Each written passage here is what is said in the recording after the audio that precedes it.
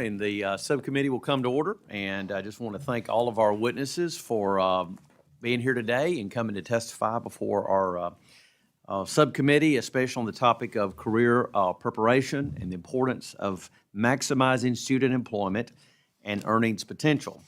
Look forward to hearing from each of you from your different perspective as to what you have identified that works for students and what we should bear in mind as we evaluate the programs in the subcommittee's jurisdiction.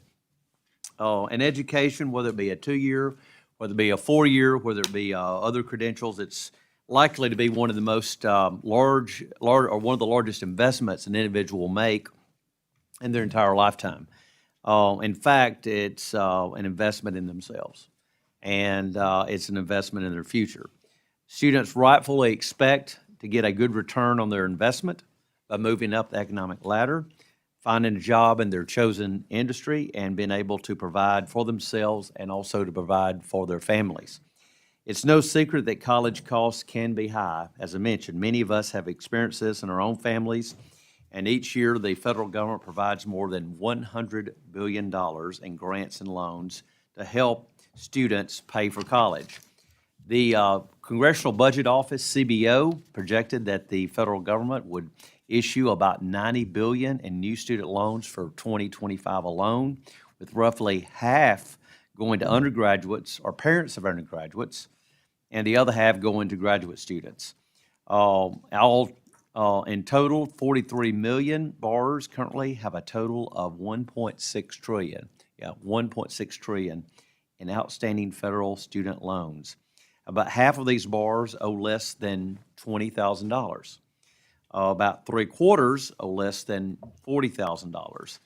And these amounts are probably surprising to some because it's far below what sometimes is featured in the mainstream media. Financing higher education, both for the federal government and the individual, is a significant investment.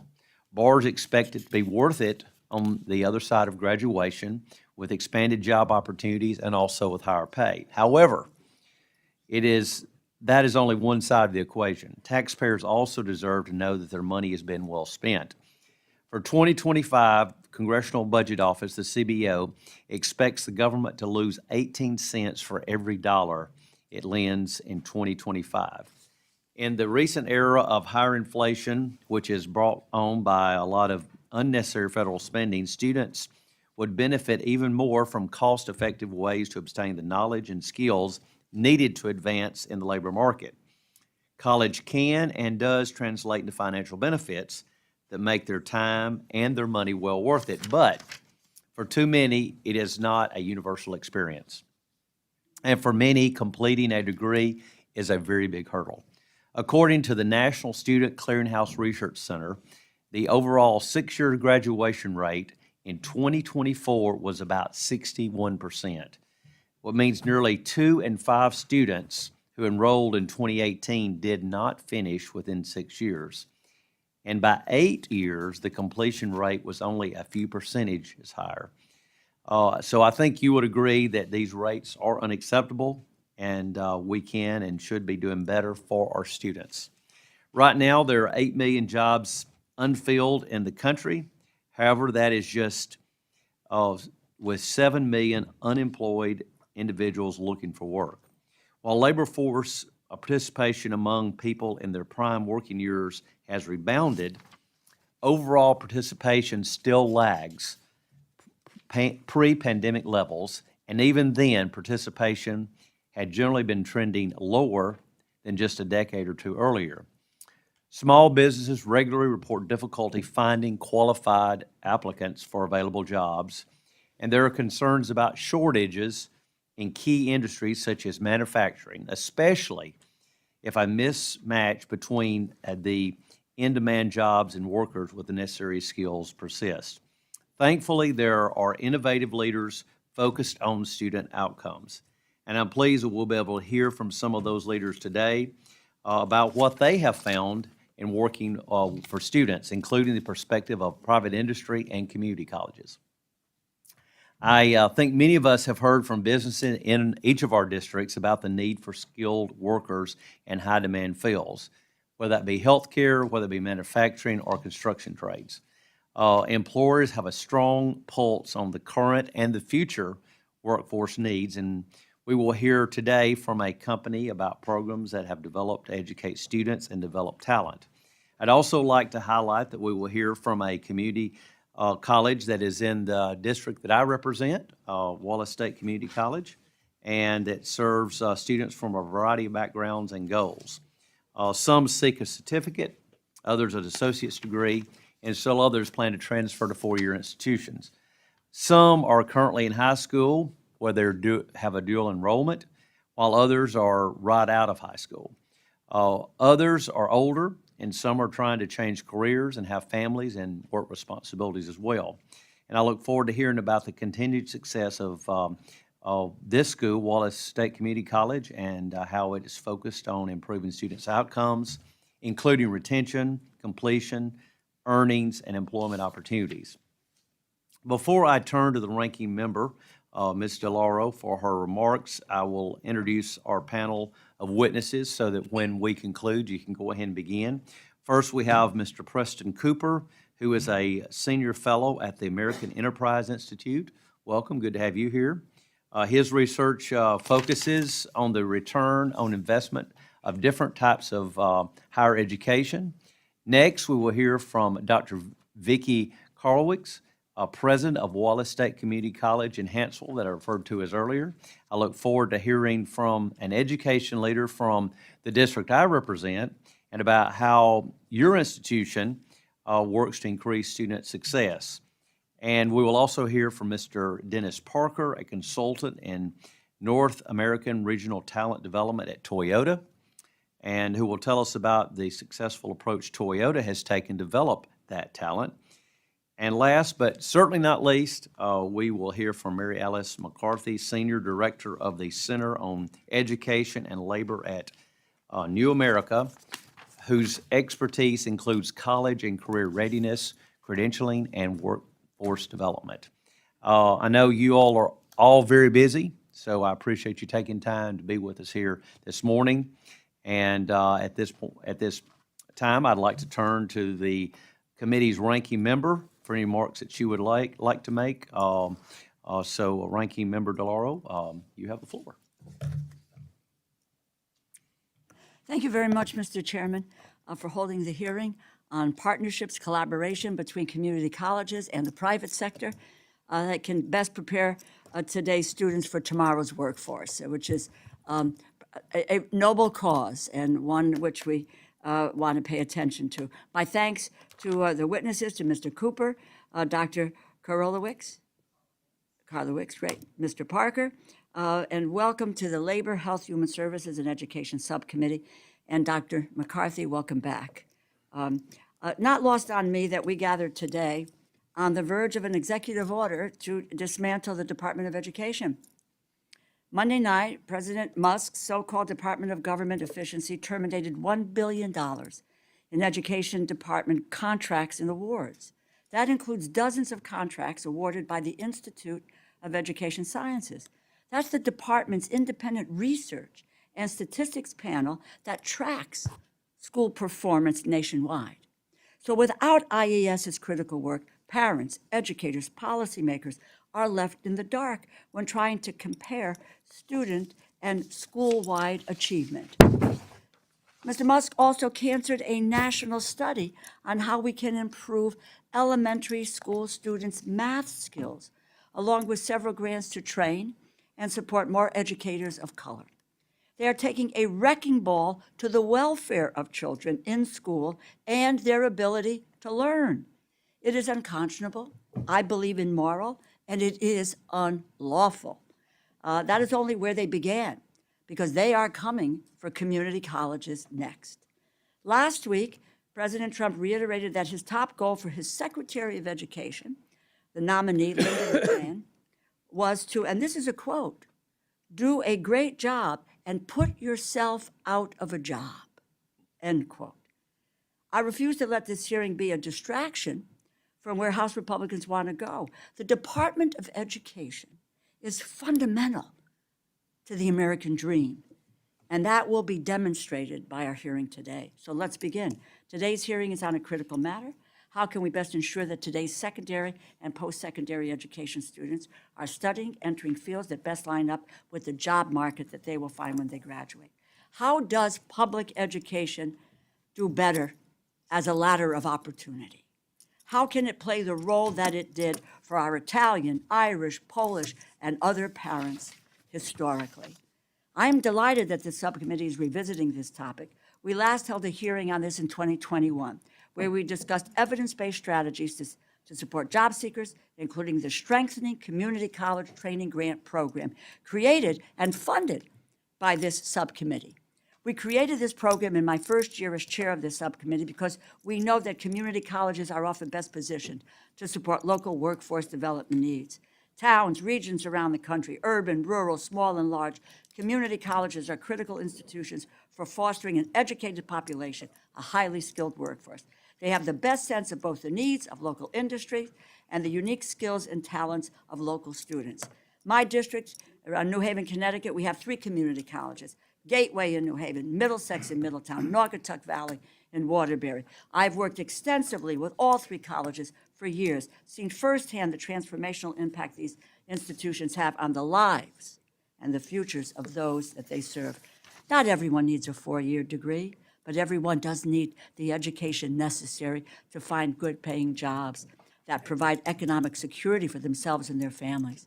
Community colleges provide a more cost-effective option over other alternatives. I'm proud that this subcommittee has supported community colleges and workforce development in a bipartisan way in the past. But I fear that those days may be behind us. We are 4.5 months past the end of the fiscal year without a labor, health, and human services education bill that can become law. But the funding cuts in the year 2025 labor HHS education bill that has been proposed by the majority will take the wrecking ball to programs that help align post-secondary education with workforce needs.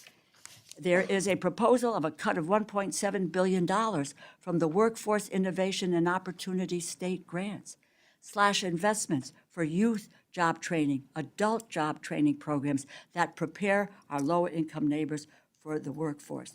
Without these programs aligning students and adults with available job opportunities, we will have a less skilled workforce, higher unemployment, greater strain on the safety net programs.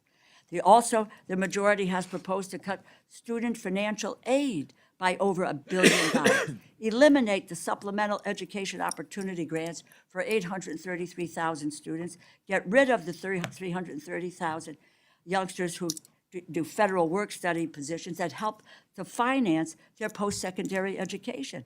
Finally, the total elimination of a program that helps student parents afford childcare while they attend community college classes. That puts education further out of the reach for families that need it the most for their own economic security. I'm disheartened, to say the least, to see my colleagues across the aisle take aim at the programs that help their own constituents advance their education, programs that grow local economies, improve the livelihoods of families.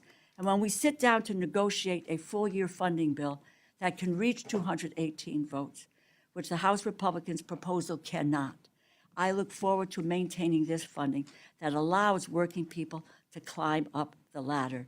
This committee, this Congress, should be focused on finishing the full-year appropriations bills. We now stand less than 5 weeks away from March 14th deadline without so much as a top-line agreement. I think the American people are demanding help with the cost of living, the single biggest issue that faces them today. And we can do that here. This committee has the incredible power to change lives and to help the middle class. We can help make education affordable, make it easier to succeed in the workforce through our funding bills. Unfortunately, the pressing need to finish these full-year bills is not even the most urgent challenge to our federal education priorities. The Trump administration, and maybe the Musk administration and his Doge underlings, it is unclear to me who's calling the shots in the White House, are squaring their sights on the Department of Education. The Department of Education, created by an act of Congress, funded by appropriations bills passed by Congress, signed into law, ensures that no matter the wealth of their family, that does not have what they have in terms of their economic wealth, or whether they have a disability or other disadvantage, every single child in this country has the opportunity to obtain an education and dream for a better life for their kids. It is the embodiment of what Horace Mann called, and I quote, the great equalizer. Education will always be locally driven in this country. Curriculum and other policies are best left to the states and to local leaders. No one disputes that. But the role of the Department of Education is crucial in securing the opportunities and the rights of every student in America. Instead of shoring up our investments in American students, President Trump plans to follow the Project 2025 playbook and turn public education over to the highest bidders and to the wealthiest families. Families and communities across the country are reeling from multiple crises in classrooms, skyrocketing costs for childcare, pre-K, post-secondary education, learning loss, achievement gaps, educator shortages, and epidemics of loneliness and school violence, and they are looking to their elected leaders for solutions. The American people need smaller class sizes, lower costs, but the president's proposed executive order will bring the exact opposite. This executive order is about creating a country where education is not a public good for the benefit of all of society, but a wholly profit-driven enterprise. This is about making sure the quality of education is no longer accessible to middle-class families, but only to the privileged and for the descendants of the wealthy. Before the election, Donald Trump said he plans to cut investments in our children's education, and I quote, cut in half, get much better education in some of the states, end quote. No word on the fate of the children and the families in any of the other states. And to the chairman, who I have great respect for, we've worked together in the past.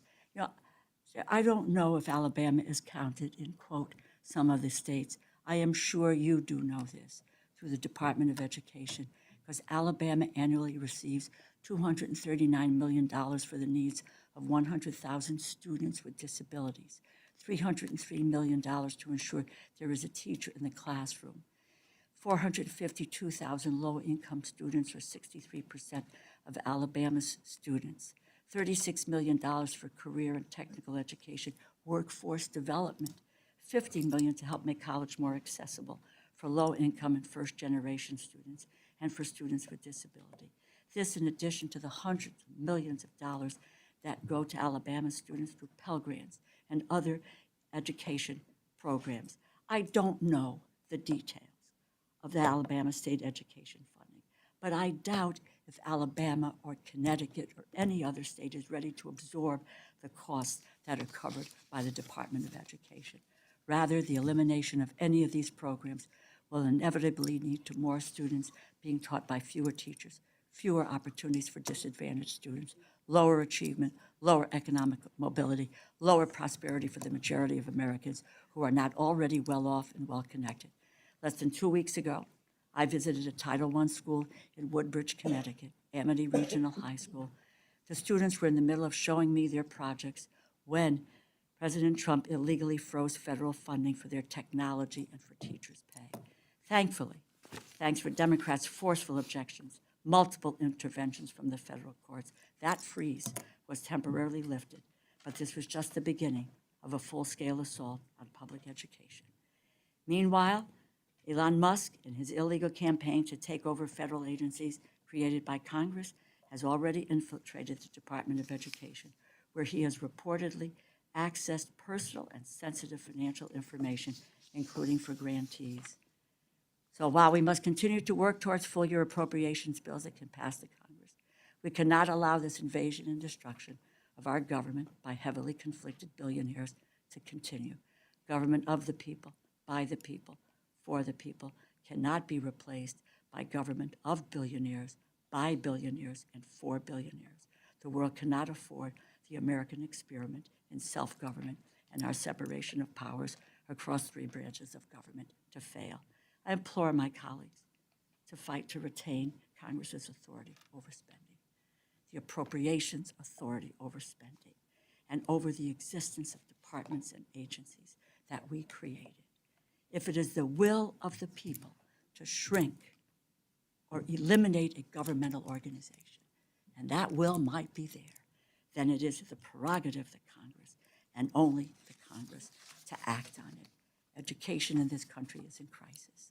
The Department of Education stands ready to assist state and local education agencies recover from learning loss, achievement gaps, educator shortages, to help struggling families afford childcare, pre-K, and post-secondary education. As we will discuss today, community colleges are an irreplaceable source of economic mobility in this country. So we must learn how to best align these institutions with local workforce needs. We must implement and stand up for the programs that serve this need wherever this is a federal role to be engaged. What we cannot do and what we will not do is to retreat from our children's education altogether. Thank you, and I yield back. Thank you, Ms. DeLauro. And now I'd like to turn to our witnesses. You'll each have 5 minutes to deliver your opening remarks. I know you submitted written testimony that might be a little bit over 5 minutes, so it will be included. So we'll include that in the record in full. So Ms. Cooper, we'll begin with you. So I look forward to hearing your testimony, and you have the floor. Thank you. Good morning, Chairman Adderholt, Ranking Member DeLauro, and distinguished members of the subcommittee. Thank you for the opportunity to testify today on the federal role in post-secondary education and the value of different educational pathways beyond the four-year college degree. My name is Preston Cooper, and I'm a senior fellow focusing on the economics of higher education at the American Enterprise Institute, a nonprofit, nonpartisan public policy research organization based here in Washington, D.C. For decades, students and policymakers alike have viewed the four-year college degree as a golden ticket to the middle class. But in recent years, that consensus that higher education is a surefire investment has fallen apart. Among other factors, high rates of student loan non-payment and default have driven a collapse in public confidence in the value of college. As a result, college enrollment has fallen 12% since its peak in 2010. To be sure, a four-year college degree is still a great investment on average, but an average is just that. A large minority of students who pursue four-year degrees wind up no better off financially than if they had not attended college in the first place. Moreover, a four-year degree is not the only viable pathway to a comfortable middle-class life. Other promising options exist within the post-secondary education ecosystem, but do not always receive the recognition they are due. The payoff of a four-year college degree varies widely by field of study. Different college majors unlock different sorts of job opportunities, and some skill sets are more in demand than others. Majors such as engineering, computer science, nursing, and economics tend to deliver very large financial benefits, but that isn't always the case for other majors such as fine arts and English literature. But a student's college major is not the only factor that matters. Tuition prices can make a difference. When college is more expensive, it's less likely that your degree will pay off, all else being equal. A degree which pays off when tuition is $5,000 a year may not be a good bet at $20,000 a year. Graduation rates can also make or break the financial value of college. Most of the economic value of a degree is contingent on actually finishing the degree. Students must graduate to reap most of the benefits. But nationwide, only 62% of students who start college complete a degree within 6 years, and 124 federally funded institutions have a completion rate below 10%. The uneven value of four-year college degrees has led many prospective students to consider community college or vocational school as alternatives. Many certificates in the technical trades have higher expected payoffs than the median bachelor's degree. Moreover, promising options exist outside the federal student aid system entirely. For instance, Virginia's Fast Forward initiative offers short-term training for industry-recognized credentials in high-demand occupations.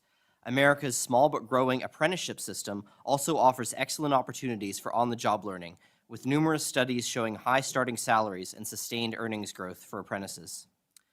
Unfortunately, federal government subsidies create a tilted playing field between traditional higher education programs and other pathways. While students can use Pell Grants and student loans for traditional four-year degree programs and many sub-baccalaureate credentials, statutory restrictions mean other types of programs are ineligible for funding. For instance, minimum clock hour requirements mean that short-term workforce education programs such as Virginia Fast Forward largely cannot qualify for Pell Grant funding. A requirement that funds only be used for courses that are part of a degree or certificate program means that some individuals completing apprenticeships or other on-the-job training cannot use their aid to pay for complementary classroom instructions. Finally, new and potentially innovative providers of higher education often cannot get access to federal funding streams thanks to accreditation requirements designed to benefit incumbent institutions. The federal government should not put its thumb on the scales in favor of the traditional four-year college degree or any other educational model. However, policymakers should also strive to ensure that all federally funded programs, traditional or non-traditional, maintain high standards with respect to student outcomes. No single post-secondary pathway will be the right answer for every student. Policymakers should therefore aim to elevate high-quality pathways across the board. Thank you for your attention, and I look forward to your questions.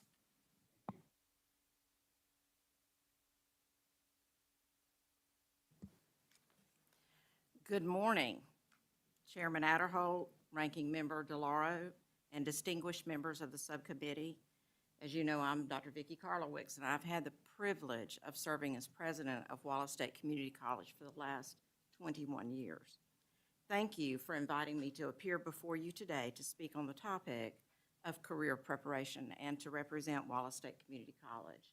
We are a nationally recognized community college serving more than 8,000 students each semester. Located in the heart of North Alabama, more than half of the state's population resides within a 60-mile radius of our campus. Yet we are a uniquely rural-serving institution.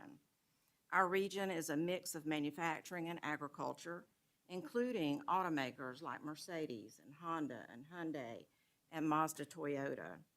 At the same time, the college's home county is top in the state for poultry and cattle production, and second for overall agricultural production. My remarks today are intended to answer the questions of how does Wallace State help students to maximize their earnings and employment potential, to maximize their return on investment, and how have we maximized student outcomes. Simply stated, we focus on powerful partnerships and purposeful pathways to good jobs that pay a living wage. Many of our students are non-traditional. They're single mothers, working parents, older adults, displaced workers, first generation, and low income. They need good jobs that pay the minimum earnings required for economic self-sufficiency, jobs that result in social and economic mobility. Those jobs don't always require a bachelor's degree, but they do require some post-secondary education beyond the high school diploma. And they are often middle skills jobs. Middle skills workers are vital to the American economy and to their local communities. Our pathways work was advanced through the design and implementation of guided pathways, which included curricular alignment designed to accelerate students to completion of credentials having workforce value in the middle skills jobs, as well as toward university transfer. The curricular alignment is closely tied to labor market outcomes and to our partners in industry and education. An important strategy has been the creation of stacked credentials, because so many community college students do stop out before earning a college degree. Latticed credentials enable those students to leave the college with marketable credentials at multiple points in their progress. An example of this practice is a student earning a practical nursing credential on the pathway to the associate degree for registered nursing. Should that student be forced to stop out due to life circumstances, he or she could still work as an LPN and make a living wage. Wallace State is very intentional about career preparedness along the lifelong continuum from cradle to grave. Essential to our success are the partnerships that we cultivate with business and industry, K-12, universities, healthcare, nonprofits, and government. One of the most valuable strategies the college has employed to enable students to maximize their employment and earnings potential is work-based learning. Earn and learn opportunities such as apprenticeships and internships connect students to high-value middle skills jobs along the pathway to completion. maximizing their earnings potential at graduation through higher starting salaries. One of the college's high-impact practices is our NCAL FAME program. Wallace State partnered with industry leaders to develop the North Central Alabama Federation for Advanced Manufacturing Education and to create a curriculum that is aligned to employers' requirements, adopting the Advanced Manufacturing Technician, or AMT model, that was developed by Toyota in an earn and learn format. And just as an aside, there was a competition in Montgomery yesterday, the Alabama FAME Summit, and our student won the gold, so we're proud of that. Because of our intentionality and focus on creating purposeful pathways and powerful partnerships, our student success rate is more than 80%. This is just a brief snapshot of Wallace State's multi-layered approach to preparing our students for careers with living wages. Again, I'm very honored to be here with you today. My team and I will be back in Washington, by the way, in April to find out if we have won the $1 million Aspen Prize awarded to the best community college in the nation. We are currently a top 10 finalist. Thank you again, Mr. Chairman, for this opportunity, and I look forward to this discussion. Thank you. Okay, Dr. McCarthy, we'll go with you next. Good morning, Chairman Adderholt, Ranking Member DeLauro, and esteemed members of the committee. It is an honor to be with you this morning. Thank you for this opportunity. I lead the Center on Education and Labor at New America. We are committed to expanding access to the middle class and family-sustaining careers. We have a large body of work on community colleges, apprenticeships, youth pathways, and career technical education. And this topic is very dear to my heart. I have been working to build more pathways to the middle class for well over a decade. First as a member of the Career Service at the U.S. Department of Labor, and then at the Department of Education, and now at New America. Over that time, I have learned three big lessons on the opportunities and challenges to expanding access to the middle class. The first is that the desire to expand access to good jobs and family-sustaining careers and to strengthen our middle class is broadly shared. The understanding that community colleges and high-quality career and technical education will be essential for making that happen is also widely understood and shared. It's one of the best things about working in this space. You can pretty much go anywhere, red states, blue states, big cities, small towns, and you will find that most people want to see more opportunities for young people that aren't just traditional college. In fact, I imagine the majority of everyone's constituents in this room would like to see more pathways into the middle class. In this time of such intense polarization, it's a comfort to know that we still that there are important things that we still agree on. The second lesson is that in all my time working in this space, I have never heard anyone complain that our community colleges are just getting too much money. I've never visited a college that had a surplus of resources or that could provide all of the support services that they know their students need. I have certainly heard complaints about community colleges, in particular about their completion rates being too low, but these have just as often come from college leaders themselves, eager to find ways to improve those outcomes and curious about the latest research. And the third lesson is that when community colleges do have additional funding, whether it's targeted grants like the Strengthening Community College Training Grant Program or the HERF funds during the pandemic, they put them to good use. Colleges use these resources to develop programs in new and emerging sectors in fields like artificial intelligence or electric vehicles. They build new industry partnerships and work-based learning opportunities, create and staff the advising and career services that their students need, and build high-quality data systems that help them understand who their students are and how they're doing every step of the way.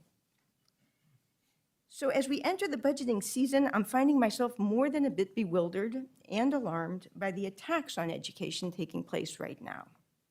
First is the decision to halt educational research supported through the Institute for Educational Sciences, IES.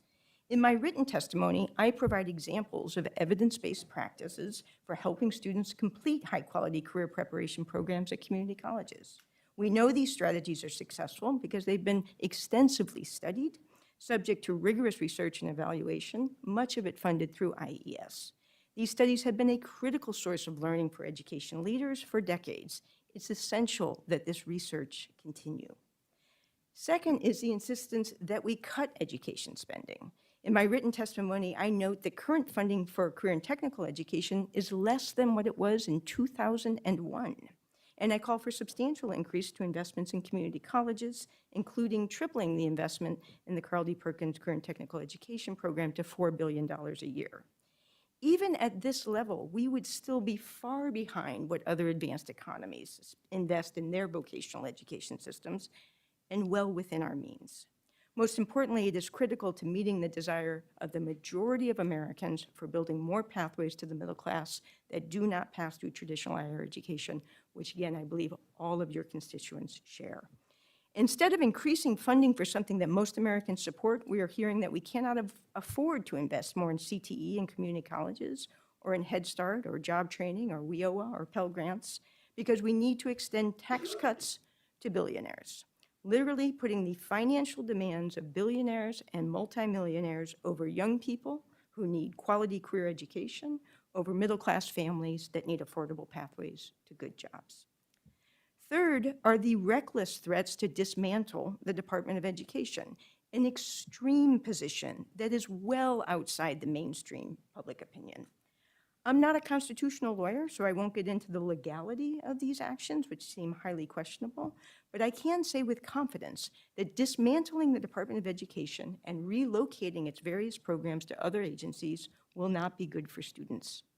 In the case of CTE, Career and Technical Education and Community Colleges, the tremendous improvements in both over the last 2 decades have come primarily through strengthening their connections to our K-12 and higher education systems, making it easier for students to move from high school to community college to higher education or directly into a career without losing credit and without losing momentum.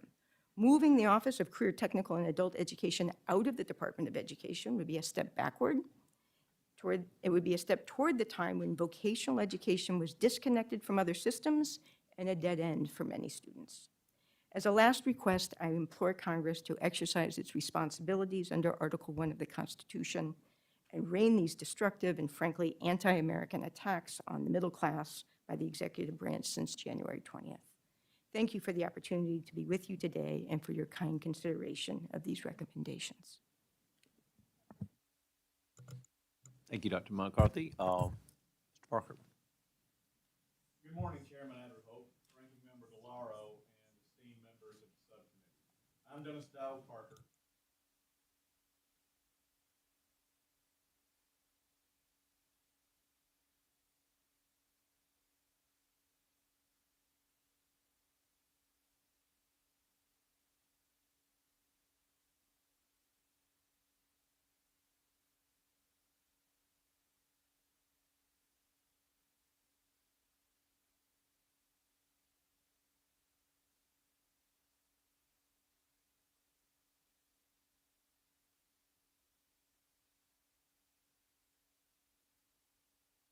Through our T10 program. We maintain a long partnership with the University of Kentucky that provides technology degrees in lean systems and computer engineering. Today, however, I will focus on a leading example of engagement between industry and education developed by Toyota called FAME, the Federation for Advanced Manufacturing Education. FAME is a career pathway program whose goal is to produce globally competitive entry-level technicians. FAME is revolutionary. First, it reinvented the 2-year educational experience at the community college level by reimagining the manufacturing curriculum, the education delivery model, and the classroom setting. Second, it incorporates a deep engagement with primary and secondary education and a seamless set of continuing pathways leading to bachelor's and master's degrees. Third, FAME focuses on developing the whole person who can be highly successful. In addition to the technical education, a robust soft skills component and a powerful productivity component are incorporated into a 24-month curriculum with students alternating days at work and days at school. Fourth, FAME is developed and driven by employers. This overarching principle dictates many aspects of the program. Employers choose the college most suited to program success, help develop and approve coursework, visit high schools, recruit students, interview applicants, and structure on-the-job experience at the companies. Developed by Toyota in 2010 at a school near our Kentucky plant, today FAME stretches from North Carolina to Michigan, from North Carolina to California, from Michigan to Florida, in 16 states with over 45 community colleges and over 450 participating company partners. States like Alabama, Indiana, Kentucky, and Texas leverage the programs at multiple locations within the state. At the national level, FAME USA is led by the Manufacturing Institute, the workforce partner of the National Association of Manufacturers. FAME in Alabama demonstrates the program's effectiveness at developing a highly skilled workforce. With the $12 million federal grant awarded in 2019, Alabama expanded its FAME chapters from 1 to 11. The program's success caused participation to surge, now involving nearly half of the state's colleges and 125+ employers. Alabama became the first state to pioneer a second FAME occupational pathway, broadening the model's relevance. With a third pathway under consideration in California, FAME underscores its adaptability and success in addressing workforce shortages across multiple sectors. Strategic federal funding plays a crucial role in scaling workforce training programs like FAME. By allowing employer collaboratives to direct funds towards specific training needs, these resources help institutions to build facilities, acquire equipment, and hire instructors, critical elements for launching and sustaining high-quality programs. Ongoing access to funding for capital expansion ensures that these programs can meet increasing demand without financial bottlenecks. Perkins Career and Technical Education funding used for equipment purchases in educational settings remains an essential resource. And additional federal support through targeted workforce grants would further accelerate the ability to produce the highly skilled professionals needed to secure America's manufacturing dominance. A strong manufacturing industry is fundamental to America's economic prosperity. I hope I've demonstrated how U.S. manufacturing and education partnerships can generate a world-class workforce pipeline. This committee is uniquely situated to help sustain America's global manufacturing competitiveness to keep our economy thriving. The funding your committee authorizes can reinvigorate the foundation required to ensure America's long-term global manufacturing leadership. I very much appreciate the opportunity to testify before the subcommittee, and I would be happy to take any questions that you have. Thank you. Thank you, Mr. Parker, and let me begin with you. I know Toyota has developed 2 world-class talent development programs, AMT, which you described, and also is T10? Yes. I want to say that right, which supports automotive dealers across the country.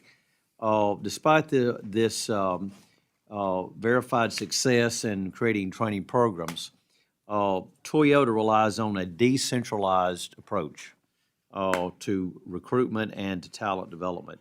Can you talk a little bit about the advantages of this decentralized approach that Toyota uses?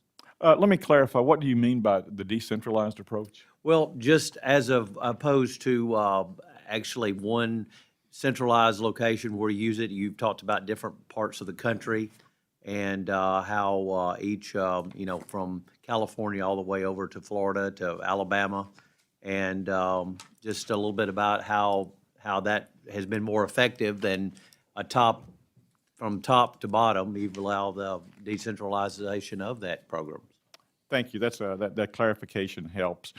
We feel this principle expands across this program and others in many ways. We feel that the best decisions for employment and gaining the best fit for workers, which feeds everyone's success, are best determined by local plants working with their local communities.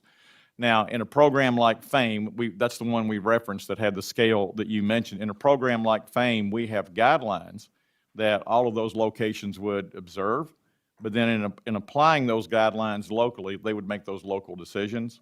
and they can best staff our plants with that local control. Gotcha. All right. Dr. Karolewics, many of us have heard from employers, I would say pretty much everybody probably on this subcommittee, about need to find workers, especially in a competitive labor market. And there's a need to ensure that what students are learning aligns with the job demands. And can you tell us a little bit more about Wallace State and how it has aligned its programs and majors to match what employers are actually looking for, especially for these in-demand fields? And second of all, talk about maybe about students, are they staying in the Coleman, Hanceville, Coleman County area or the broader region after they graduate because they are connected to those good jobs that are in the market? So could you talk about those two things, please? Thank you, Mr. Chairman. I'd be happy to answer that question. The first, I would say yes, that our students, because we are the community's college, that's what community colleges are. Our students do predominantly stay in our region, and we want them to, simply because we need that talent pipeline for our employers in our region. Our programs are very closely tied to labor market outcomes. We regularly assess the new and emerging careers. We assess our top 10, top 20 occupations, what the labor market outcomes are for those, what the salaries are, and we align our programs to that because ultimately we want our students to have those good jobs that pay the living wage. I'm sorry, could you repeat that question, Oh, yeah. middle part of the question? Tell us a little bit more about how your programs are aligned to match what employers are actually looking for. Yes, we regularly assess that labor market data and make Right. sure that we are teaching the skills that our students need to be successful in the workforce, and we include the earn and learn opportunities in there to the extent that we can. It makes such a difference for a student who comes from poverty to have an opportunity to make a living wage while they're working toward their associate degree. So those apprenticeships and internships, we created a nursing apprenticeship, the first one in the state, which is a registered nursing apprenticeship, which allows students to work 2 to 4 days in a hospital while they're working on their associate degree in nursing. That is a life-changing opportunity for a single mother. And, you know, Alabama has, Mr. Chairman, Alabama has a higher rate of poverty than the United States. We have a lower rate of labor force participation than the United States. And so lifting people out of poverty requires being able to connect them to good-paying jobs, and we do that through the earn and learn opportunities for the most part. And as you say, just clarify that about your students are staying in the Coleman area. Yes. Because of the job demand and also just because they want to stay closer to home as opposed to traveling off, so. They do contribute to some of the out-migration numbers that our Economic Development Agency would report to you, because if we get a student through the FAME Advanced Manufacturing Technician, the AMT program that we talked about, if a student finishes that program, they're going to go to work at Mazda Toyota or Honda, which is a commute. It's a 45-minute or an hour commute. And so they out-migrate to jobs that pay more, and then they come back and spend their money in the Coleman community, which is what we want them to do. But ultimately, 96% of our student body in the community colleges in the state of Alabama are Alabamians, where up to half of the universities are educating students from outside of the state, and they're more likely to return to their home communities. But ours are a part of our community because it's their home community, so yes, they stay with us. Well, 45-minute commute around here is not much at all. That's so, easy, isn't it? Yeah, so Yes, that's sir. understandable. Okay, Mr. Arnold. Thank you, Mr. Chairman. I want to just thank you for talking about how, in fact, the federal resources, the grants, et cetera, are giving you viable opportunities to help give young people a pathway to a future. And so we're grateful for that, to understand the value of what we do and its success rate. So I thank to both of my colleagues who, or the guests who just spoke, but let me just, because several of the witnesses testified how WIOA, the training programs are vital. They're vital sources of funding for workforce training and developed and implemented at community colleges. And despite the needs for these funds, it's alarming. The bill that the majority has come up with, 2025 funding bill, eliminates the WIOA Youth Job Training Program, denied training, employment services for 134,000 youth who face barriers to finding a good paying job. The cuts to WIOA adult job training would deny job training and employment services for 250,000 adults facing the same barriers. Dr. McCarthy, explain how community colleges access and the utilization of WIOA funding helps job seekers. How would the eliminations, cuts to the program proposed here impact community college students who are benefiting from the grants? Thank you, Ranking Member DeLauro, for the question. And I will just say, I mean, eliminating the WIOA youth program would just be catastrophic for many communities, where for many young people who are neither in school or working, it is our public workforce system that provides that point of connection either to school or to work, or best of all, to both. So it's hard to even imagine how we could think that this was a good idea. It's deeply self-defeating. At the Center on Education and Labor at New America, we have done quite a bit of research on how community colleges and the public workforce system work together. And again, you know, these are things that could be improved, but community colleges, and when community colleges and their local workforce development boards are able to work together, they're able to really capitalize on one another's strengths.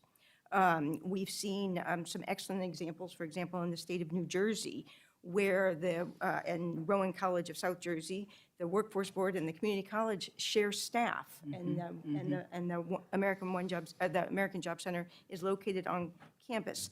This allows them to work together and to leverage the workforce system's resources for building sectoral partnerships and engaging employers with the community college's deep expertise on how to serve students, particularly students who might need extra supports or developmental education. In Morris County, New Jersey, the workforce system and Morris County College of New Jersey are collaborating on the creation of a registered apprenticeship program that also leads to an associate degree, perhaps similar to what you have at Wallace State.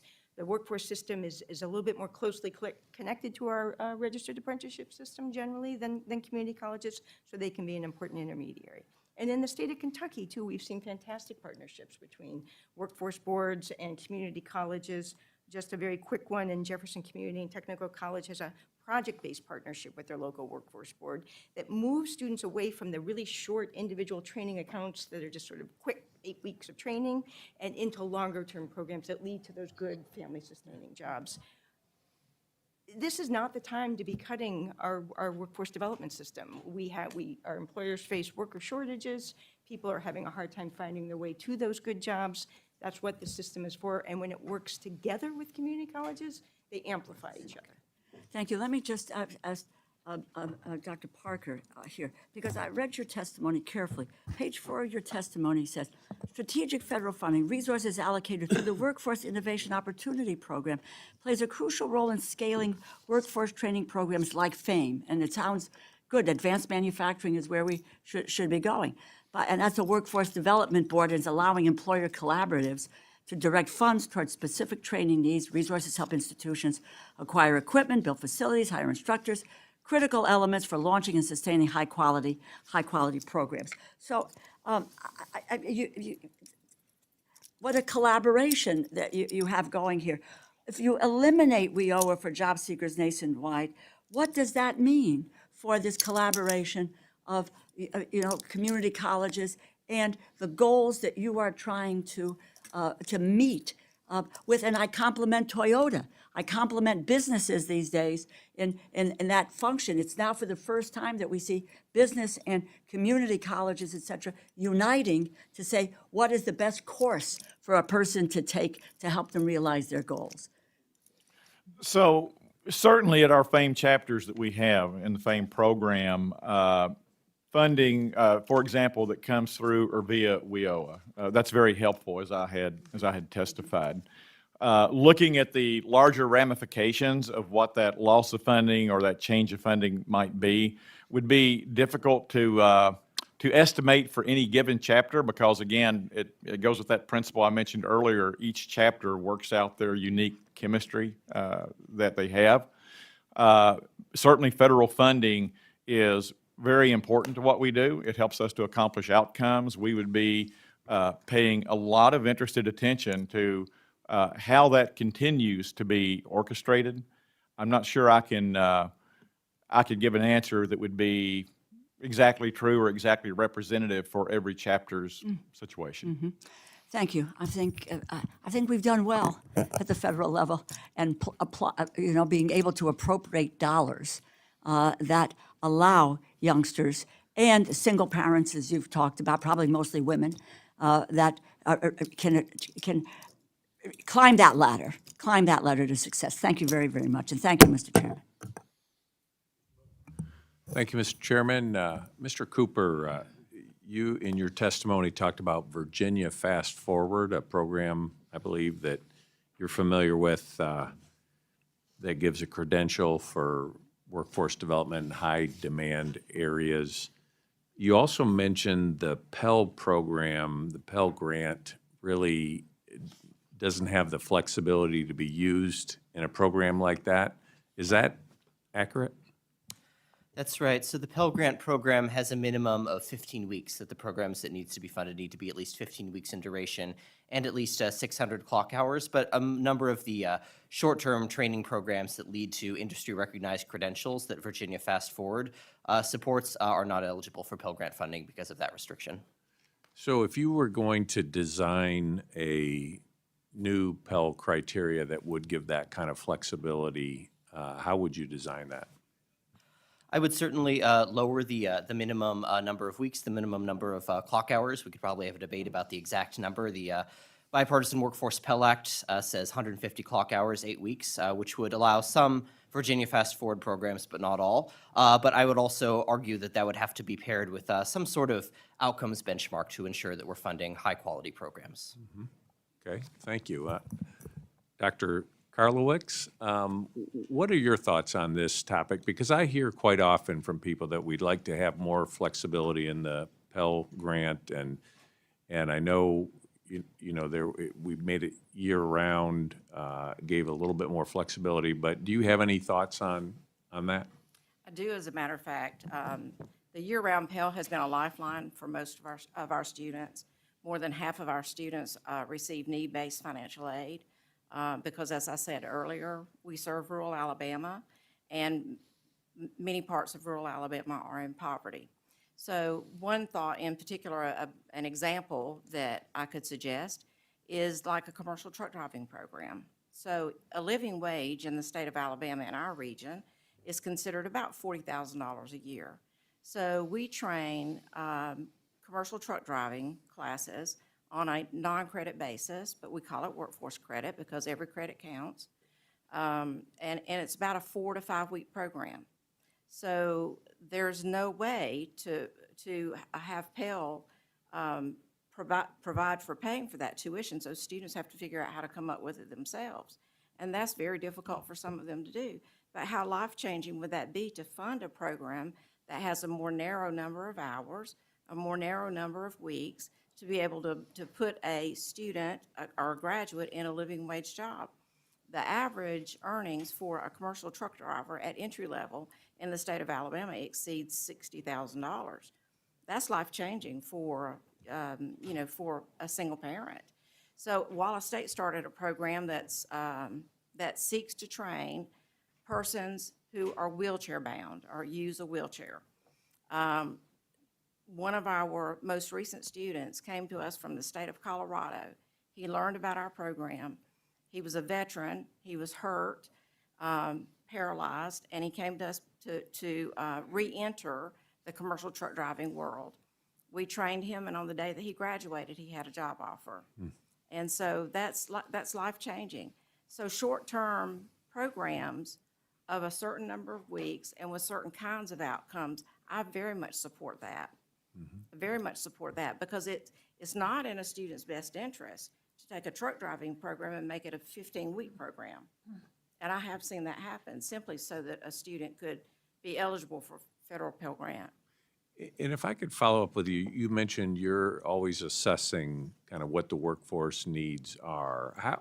What tools do you use to do those assessments? We have national and local labor market data, so we study all of the different regions in the state of Alabama, the workforce regions, and we have very specific labor market data about that. So we look at professions that are contracting, professions that are growing, the high-wage, high-demand professions, and we make sure that our programs are aligned with that, but not only the programmatic alignment, but also the curricular alignment, so that we are teaching the skills that employers need most. And then, Mr. Parker, I just wanted to follow up with you on, from an employer standpoint and the collaboration that you have with respect to the Pell Grant. Are you finding that greater flexibility would create more options for you, or is that not really a? It would absolutely create additional options. In my testimony, I noted that there are additional occupational pathways being developed with FAME, and I'm just using FAME as an example. You know, there's many valuable programs out there these principles would apply to. Some of those occupational pathways would take significantly less time to train and for the preparation completion to be attained. And when we reach those and begin developing those, having more flexibility in those grants and who's eligible would certainly be very helpful. Okay, thank you. Thank you, Mr. Chairman. I yield back.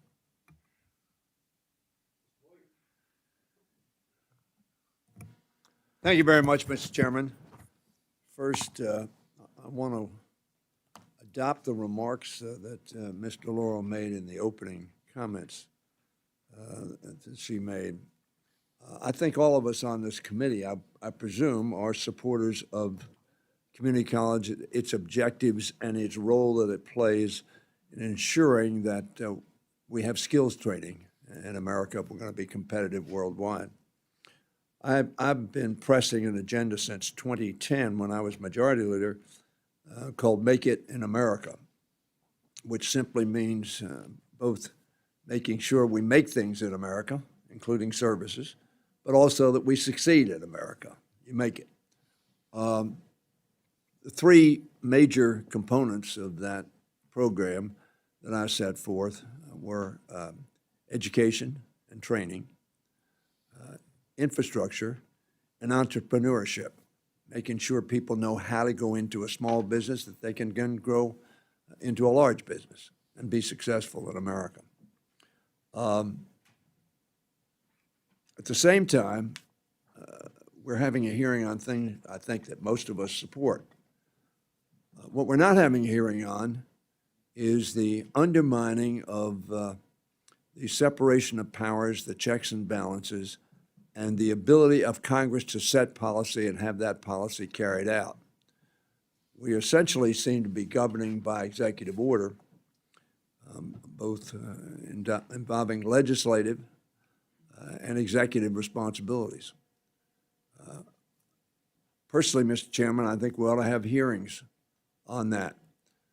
Frankly, for the last 70 years, maybe longer, the authority of the Congress of the United States over those years has been diminishing and accreting to the executive greater and greater power under both Democrats, Franklin Roosevelt, on forward. I think that's a challenge for our country. And I think what is happening today demands, frankly, Mr. Chairman, that we have hearings on the usurpation unconstitutionally and illegally of the powers of the Congress of the United States, which, of course, under Article 1 are the policymakers. And the policy is supposed to be carried out by the President of the United States. Now, having said that, I'm a big supporter of community colleges. As a matter of fact, the community college in Prince George's County, which abuts the District of Columbia, was started in the same high school that I graduated from at night in 1957. I was elected to the state senate in 1966 and participated in the formation of the community college system in the late 1960s, and am a very strong supporter. And in fact, I have 2 community colleges in my district that have over 40,000 students. I don't, Ms. Karolewics, Doctor, how many students do you have? About 8,000. So substantial size. Yeah, substantial size. And they provide a critical service. Mr. Cooper, let me ask you a question. Yes or no, but you can expand on it. Do you believe the federal government has a role in assuring that these community colleges, which have been created all over the country, do in fact lead to us having more a competitive stature because we are training people for the jobs that are needed to be done in a country like America to be competitive? Yes, I believe that, and I also believe that we see students actually voting with their feet going to community colleges that are providing direct pathways into the labor force. Community colleges with a vocational orientation saw a 14% increase in student enrollment just in the last year. Thank you very much. I share that view. And I want to ask Dr. McCarthy, Doctor, and perhaps Dr. Karolewics, you as well. Matter of fact, is it Dr. Parker? It's Mr. Parker, Oh, but I appreciate the promotion. yeah. I'm prepared to follow the appellation of doctor. But in any event, all 3 of you mentioned, how can we better coordinate? And you're all coordinating because the workforce is changing so rapidly in America, and indeed throughout the world, to make sure that we are keeping up with offerings of that are relevant, not today, but 5, 10, 15 years from today. Yeah, that is one of the biggest challenges I think that our community colleges and just local economic development agencies face. And I think the best way to do that is, you know, when institutions have resources to be able to do the kind of labor market research needed, they're able to get out in front of those. We are supporting a group of community colleges that are part of the National Science Foundation's Regional Innovation Engines. These are investments in regional economies around the country that are building next-generation technologies, and community colleges are part of those consortia, along with their university partners and other economic development agencies. So we need to fund partnerships, and we need to give community colleges the resources they need to be able to look around the corner. Doctor? Yes, sir, thank you. I would say continue doing what Congress has been doing over the years. I can give you examples of sources of funds that have really transformed the way that we serve students. One of those is, most recently, the work grant, the Workforce Opportunities for Rural Communities. We used those funds and leveraged other funds to begin a Diesel by Distance program. And we're in North Alabama, as you recall, so our Diesel by Distance program was developed in an online format with virtual reality simulations and then just-in-time learning, so that students, when they finished their lab portions, then they also had earn and learn opportunities, but when they finished their lab portions of the curriculum, they could schedule time with us on nights or weekends to come and do lab checkoffs. We would not have been able to do that without the funding provided through the work grant. So another example is through the TAC grant. Many of you might remember the TAC grant from many years ago. We started our very first delving into curriculum development with virtual reality and simulations. Simulations have changed the face of nursing education today. Title III. We're a caring campus, and we used our Title III funds the last couple of years to develop that model for being a caring campus and serving the holistic needs of our students. So the things that you have been doing are the things that I would recommend that you continue to do because they work.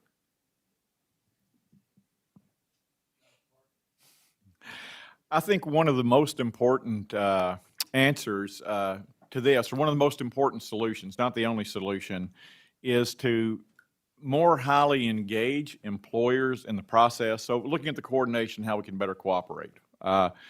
And so where you have employers leading the activity or leading the program, they are, by the very nature of what they're doing, they're involved, they're engaged, and they're helping to make things happen. And when you look at where the churn of the economy occurs, it occurs in the workplace. With that employer engagement, you will have better communication between them and education. That in turn will produce stronger programs, better prepared students, and that will complete a cycle into the place of work where they will produce better work with stronger outcomes. Good for the American economy, good for the local economy. The key, I think, is how do you get that employer engagement to become the glue for those activities? Thank you, Mr. Chairman. It truly warms my heart when our educational institutions and private sectors partner together to ensure students are ready and fully prepared to meet a critical workforce need. Public-private partnerships are the answer, and I'm so excited about today's hearing.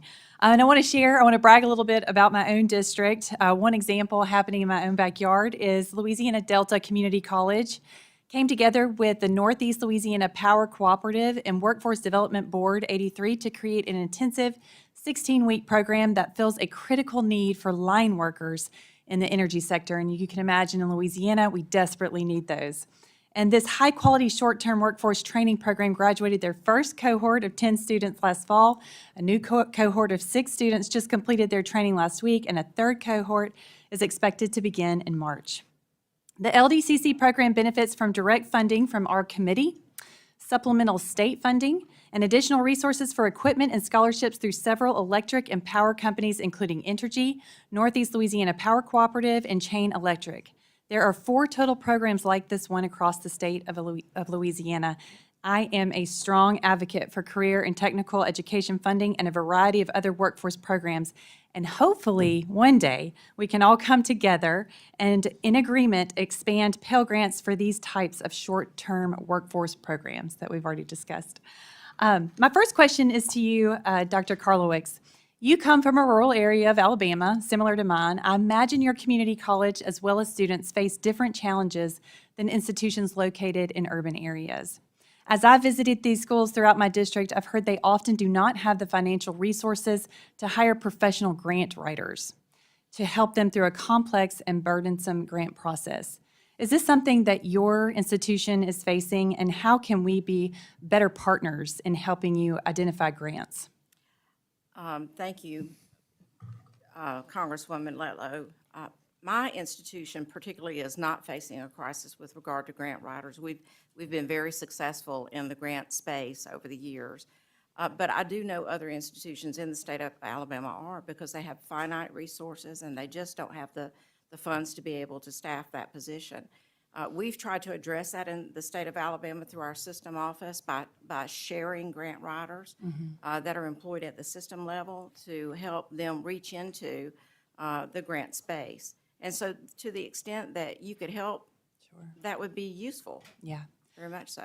It's my concern that the money is not reaching the rural communities as it's intended. I was encouraged to hear that you are using some of the programs, especially the Department of Labor's Workforce Opportunity for rural communities and other rural-focused priority areas with grants.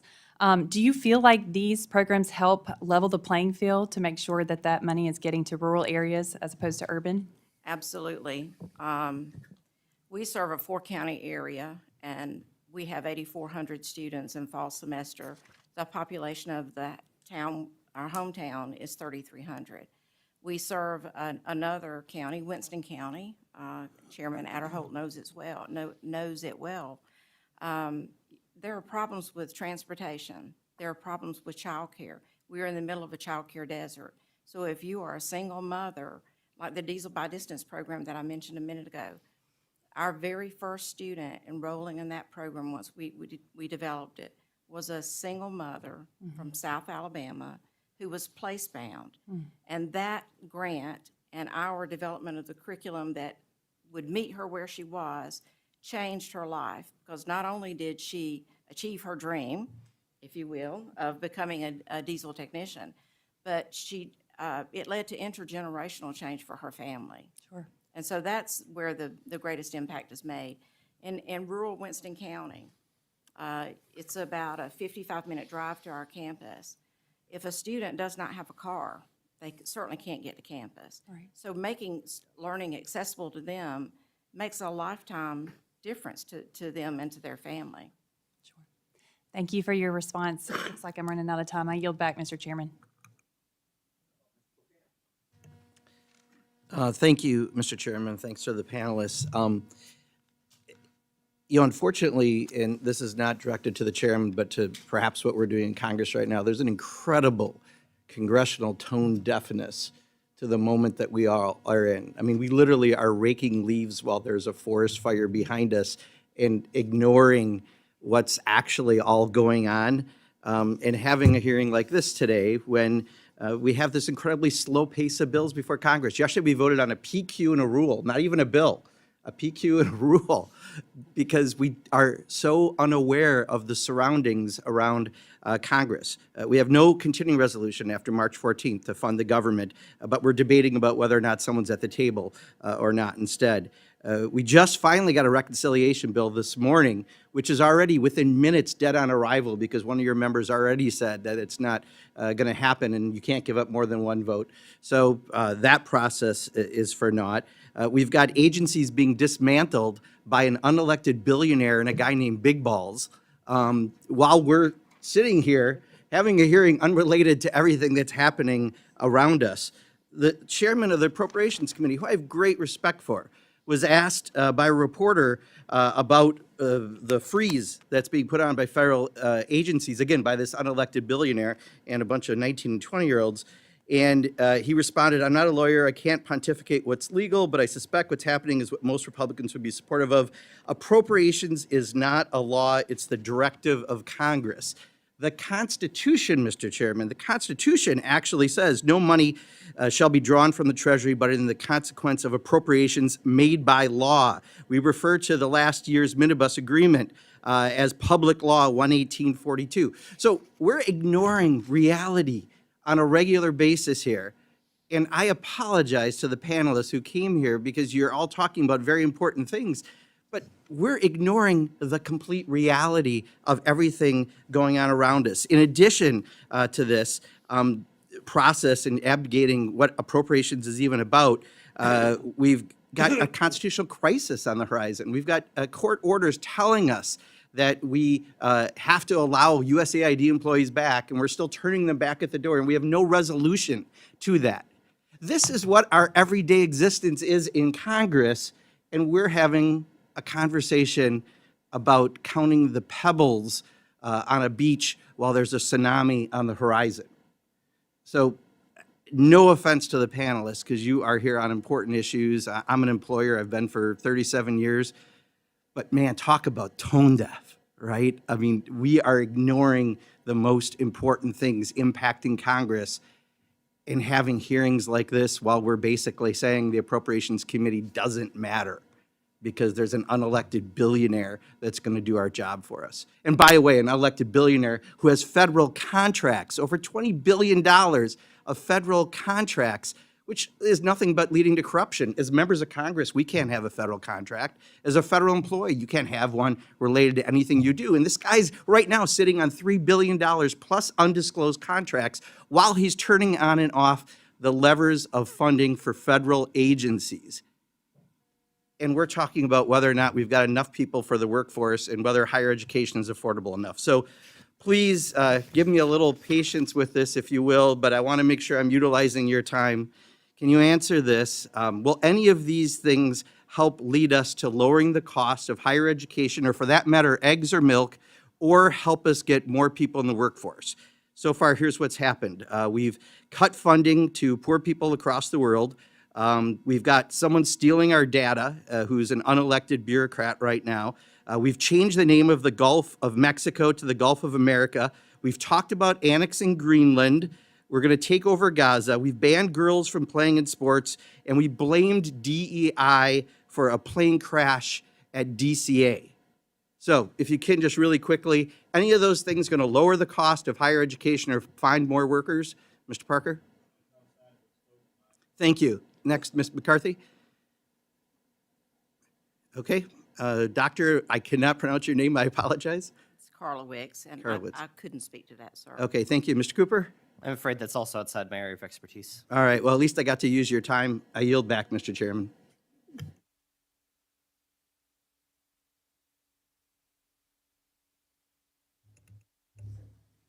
Thank you, Mr. Chairman, and thank you to our witnesses for being here today.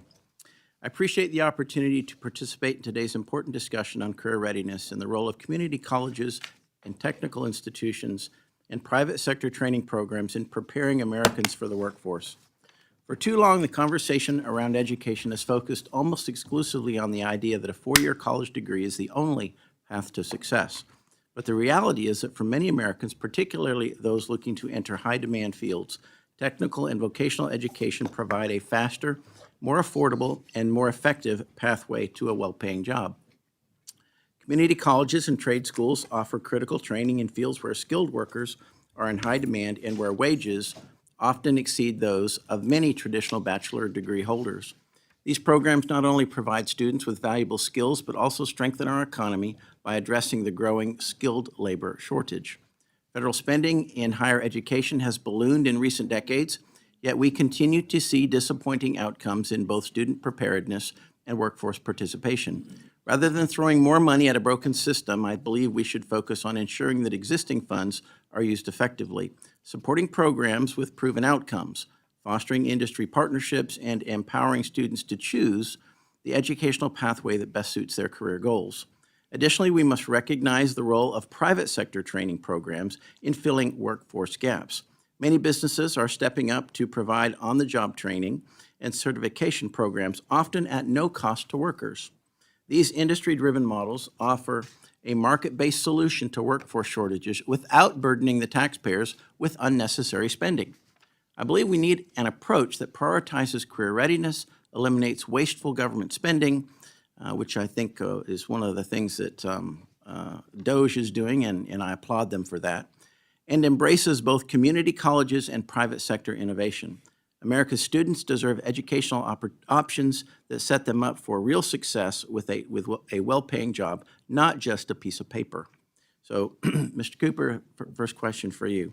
Community colleges and trade schools offer specialized training in industries where skilled workers are desperately needed. In fact, in my own district, I want to call out Lanier Technical College, which boasts a 100% job placement rate for its graduates, 100%. Given the overwhelming success of institutions like Lanier Tech, how do you think that we should better shift the conversation toward making technical and community college education an end goal in itself so we can get our people more expeditiously into the workforce so they can become productive for America?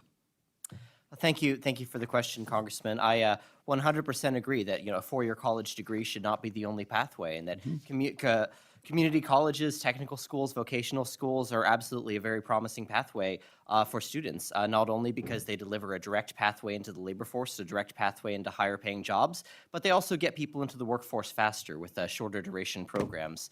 And so I've always said that I don't want to see the federal government putting its thumb on the scales in favor of one option over the other, that we should have, regardless of which pathway students choose, as long as that's a high-quality pathway that's going to lead to economic success, we should make the programs that are supporting education, not discriminate between pathways across the board. All right, well, thank you. Mr. Barker, Toyota and other manufacturers have demonstrated that they can successfully design and implement workforce training programs tailored to industry needs. In fact, Toyota Industries Compressor Parts America has a significant presence in Georgia's 9th District. As you've noted in your testimony, Toyota has created a pipeline for workforce training through the Federation for Advanced Manufacturing Education program, which ensures students gain hands-on experience while simultaneously earning a paycheck. Programs like these show that the private sector is often better equipped than the federal government to provide targeted, effective workforce training.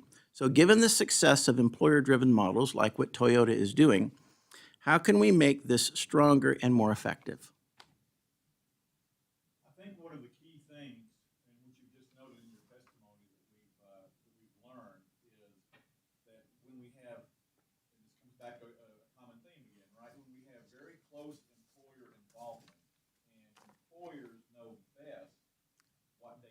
Yes, I agree. We know what works in the workplace. We know the skills that give us outcomes, give us business outcomes. When we have that close employer involvement and we work in conjunction with education partners, we bring a wider understanding of the problem. We bring greater expertise into the solution of that problem. We bring a different set of resources, and all together, we can craft those better answers. What I might recommend is that the committee, through your work, and all of us in this common work of the nation, is we look at how can we expand that effect. We're complete believers in the sense that employer-led activity is what produces the best results in this collaborative environment with all the players. Well, thank you, and I applaud Toyota for working in that environment and helping make that a reality. Thank you, and I yield back. Thank you, Chairman Adderholt. Thank you, Ranking Member DeLauro. And I especially thank you, our witnesses. I'm new to this subcommittee, but you might imagine I'm pretty delighted to be on this subcommittee, especially the focus today on education, educating our young people, our citizens. I say that because for 10 years I taught at a university in Philadelphia. I was a member of an English department. I taught writing and rhetoric and ethics and business writing. It was joyful to see young people claiming their education. But we also saw the stress. We saw the retention problems. We saw the cost problems. But mostly it was a lot of fun. I also am here as somebody who attended community college in my undergrad years. I wanted to make sure I stayed on pace affordably, and so I went to my local community college. Shout out to Montgomery County Community College, it's excellent. And I also have Reading Area Community College in my district. So I know the excellence that community colleges bring to our young people and not so young people, to a diverse population. So it's exciting for me to be here on this subcommittee. But I do want to share Representative Pocan's jarring disconnect between the greater conversation around how we appropriate and what we do around appropriating for our students, young and old, so that they have career pathways. There is a terribly jarring disconnect. I see with such grace the commitment you all have in making sure folks have a chance at the middle class or beyond, have a chance at a technical career, have a chance at a four-year college, have a chance at something even beyond that, so that everybody has a chance. And yet, look where we are right now. In these last 3 weeks, we see, for example, I read with dismay as an educator, the first sentence of the chapter on education in Project 2025. It reads, and it's the first sentence, and I quote, "Federal education policy should be limited, and ultimately, the Federal Department of Education should be eliminated." No hiding it there. That's exactly right, thank you, Ranking Member. It is page 319, as I bet most of you know, because this is important to you and to your work. Dr. McCarthy, you said something like bewildered by attempts to halt funding. It's deeply self-defeating to cut into funding and connections between private industry and career pathways. So I share Mr. Pocan's jarring disconnect with what this administration, just 3 weeks on the job, is doing to eliminate the Department of Education, among other things. But let me go to something near and dear to my heart, if you don't mind. It's the humanities. I'm somebody who was an English major, and as I told you, I taught all different kinds of writing courses. But yet we have to always recognize the importance of the humanities. Employers in my district express over and over again that they need people who can critically think, who can communicate, who can write well, who can communicate across all different bands of communications. These are emphasized in the humanities programs. So maybe I'll start with you, Dr. McCarthy. What's your thought on that in terms of career readiness? Let's make it match.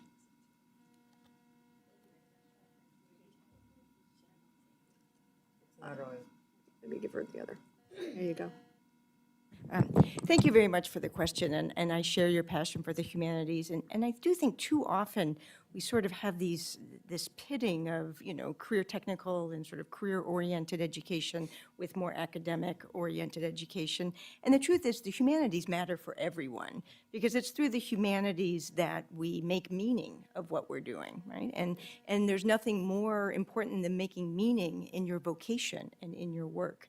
So I think when we look at really high-quality career and technical education programs, they often include a lot of background information or context of, like, what is this career? What is it contributing to the broader society?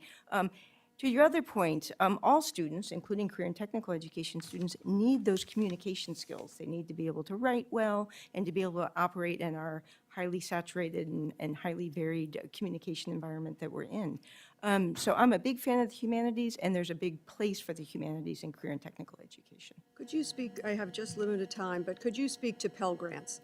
I had community college folks in, Philadelphia Community College and my other area community colleges in, talking about either flat funding or reducing funding to Pell Grants. What impact does that have? Again, I can't think of anything more self-defeating for the country than for us to cut our Pell Grant program. This is the most important program to support low-income students to attend college.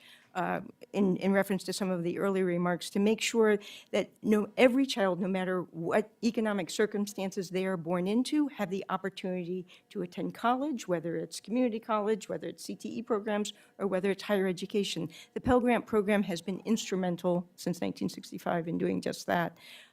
We would just be injuring ourselves and undercutting our basic social contract, which is that everybody in America should have an opportunity to be their best.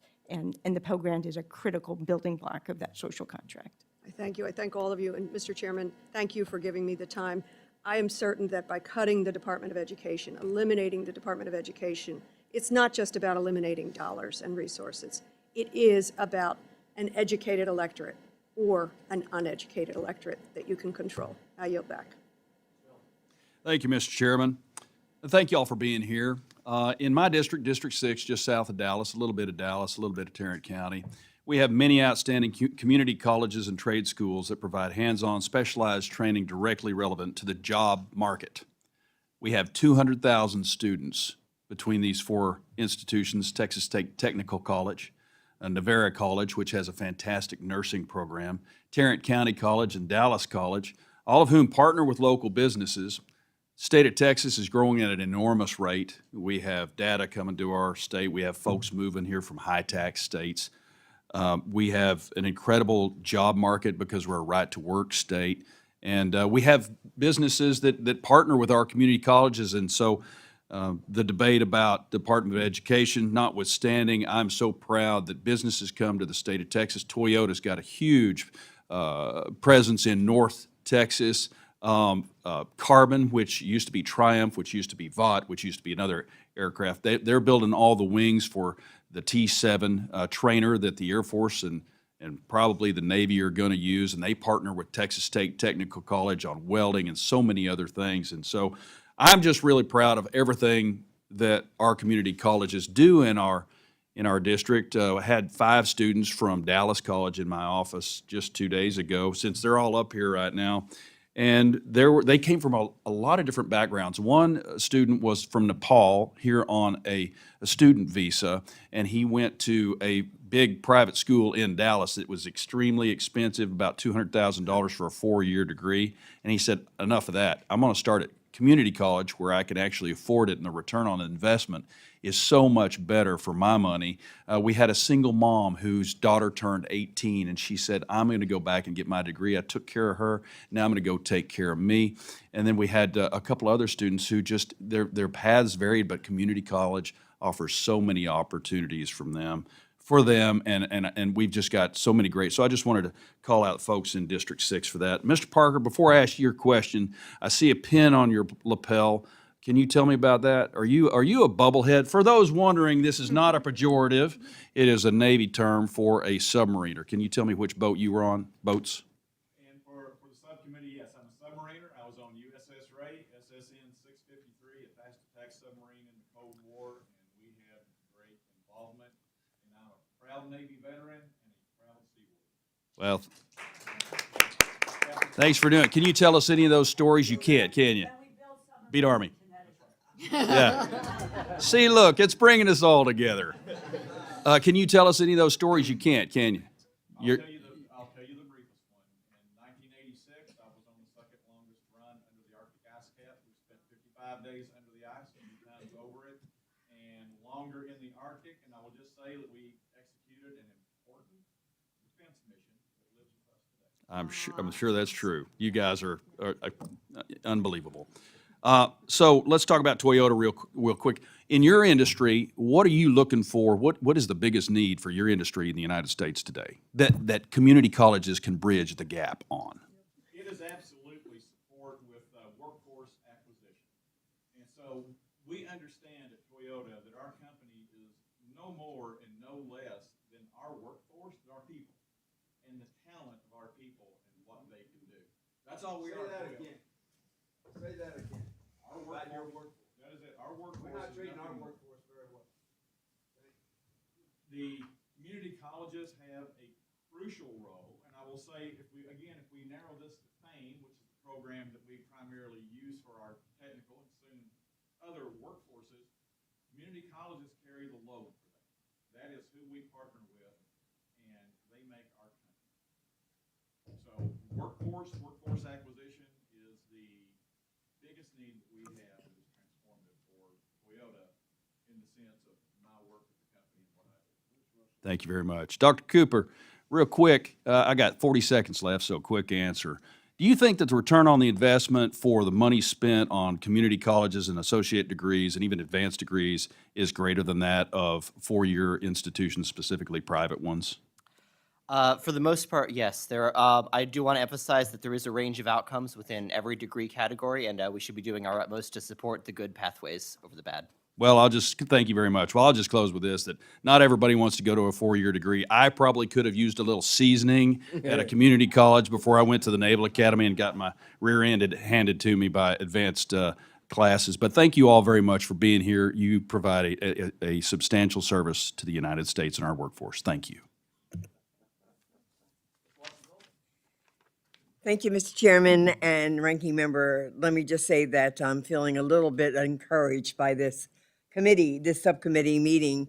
It's one of the few positive things we've been able to discuss and to agree that community colleges are so important to our well-being, our workforce, our lifting up people. And so I therefore look forward to all of my members and friends on this committee voting appropriately when the time comes for the funding, because as it stands right now, we're in trouble. And so I'm going to ask you all very quickly if this is up or a down. These are some of the cuts that are being proposed by Elon Musk, maybe President Trump, if Elon allows him. Workforce development, $1.3 billion for WIOA state grants, a decrease of $1.7 billion or 57% below 2024. The bill eliminates the funding for WIOA youth job training, a cut of $948 million below the 2024 level. The bill includes $174 million for adult job training, a cut of $712 million below 2024. $150 million for registered apprenticeships, Madam President, a cut of $135 million. Student aid, $455 million for the Federal Supplemental Education Opportunity Grant Program, a cut of $455 million. $650 million for the Federal Work Study Program, a cut of $6 and $15 million. Elimination of the child care access means parents in school, a cut of $75 million below the 2024 level. That was something that you raised, how important that was to be able to allow women with children or just anybody with children to go to school. These are some of the cuts that are proposed by this out of touch, I don't care about anybody administration. Will those cuts negatively impact those issues and those areas that you suggest are so important to the development of our workforce? Start with you, Mr. Cooper, Doctor, and Mr. And yes or no is a simple answer. Thank you, Congresswoman. I'm afraid I'm not familiar with the proposal you're referencing, so I can't speak to Well, it. are you familiar with the amount of cuts? that are proposed? Which bill are you referencing? I'm not sure. I'm familiar with it. More than one. I just talked about hundreds of billions of dollars in cuts. The appropriations bills. Yes. which was supposed to deal with before March 14th. Take a look at the cuts on WIOA and federal work study and some of these other areas. And think about how it impacts what you think is important to this country. So I'll just have a yes or no from the rest of the panel, if you might, because I do have a couple more questions I want to ask very quickly. Does it negatively impact you, Madam President, and your work? I would need time to study the specifics in order to answer that. Thank you. Dr. McCarthy? Thank you, Mr. Parker. It is beyond my expertise and analysis to fully understand. Thank you very much. On your Toyota program, how many students are enrolled? I no longer lead that program. Toyota no longer leads that program. The Manufacturing Institute does. My understanding from an informal conversation is right now there are approximately 1,400 active students in Chapter U. To your knowledge, what percentage are black and brown students and women? I no longer have that number. The Manufacturing Institute. Madam President, in your school, what is the percentage of black and brown students in your school? About 20%, What percentage of your students in your school are on some sort of federal aid? more than 50%. Dr. McCarthy, in your testimony, you pressed on the importance of building pathways to the middle class, career and technical education programs, which prepare students for a variety of jobs. Can you please explain to the committee how the president's absurd efforts to dismantle the Department of Education and gut some of the Department of Labor will have on these programs?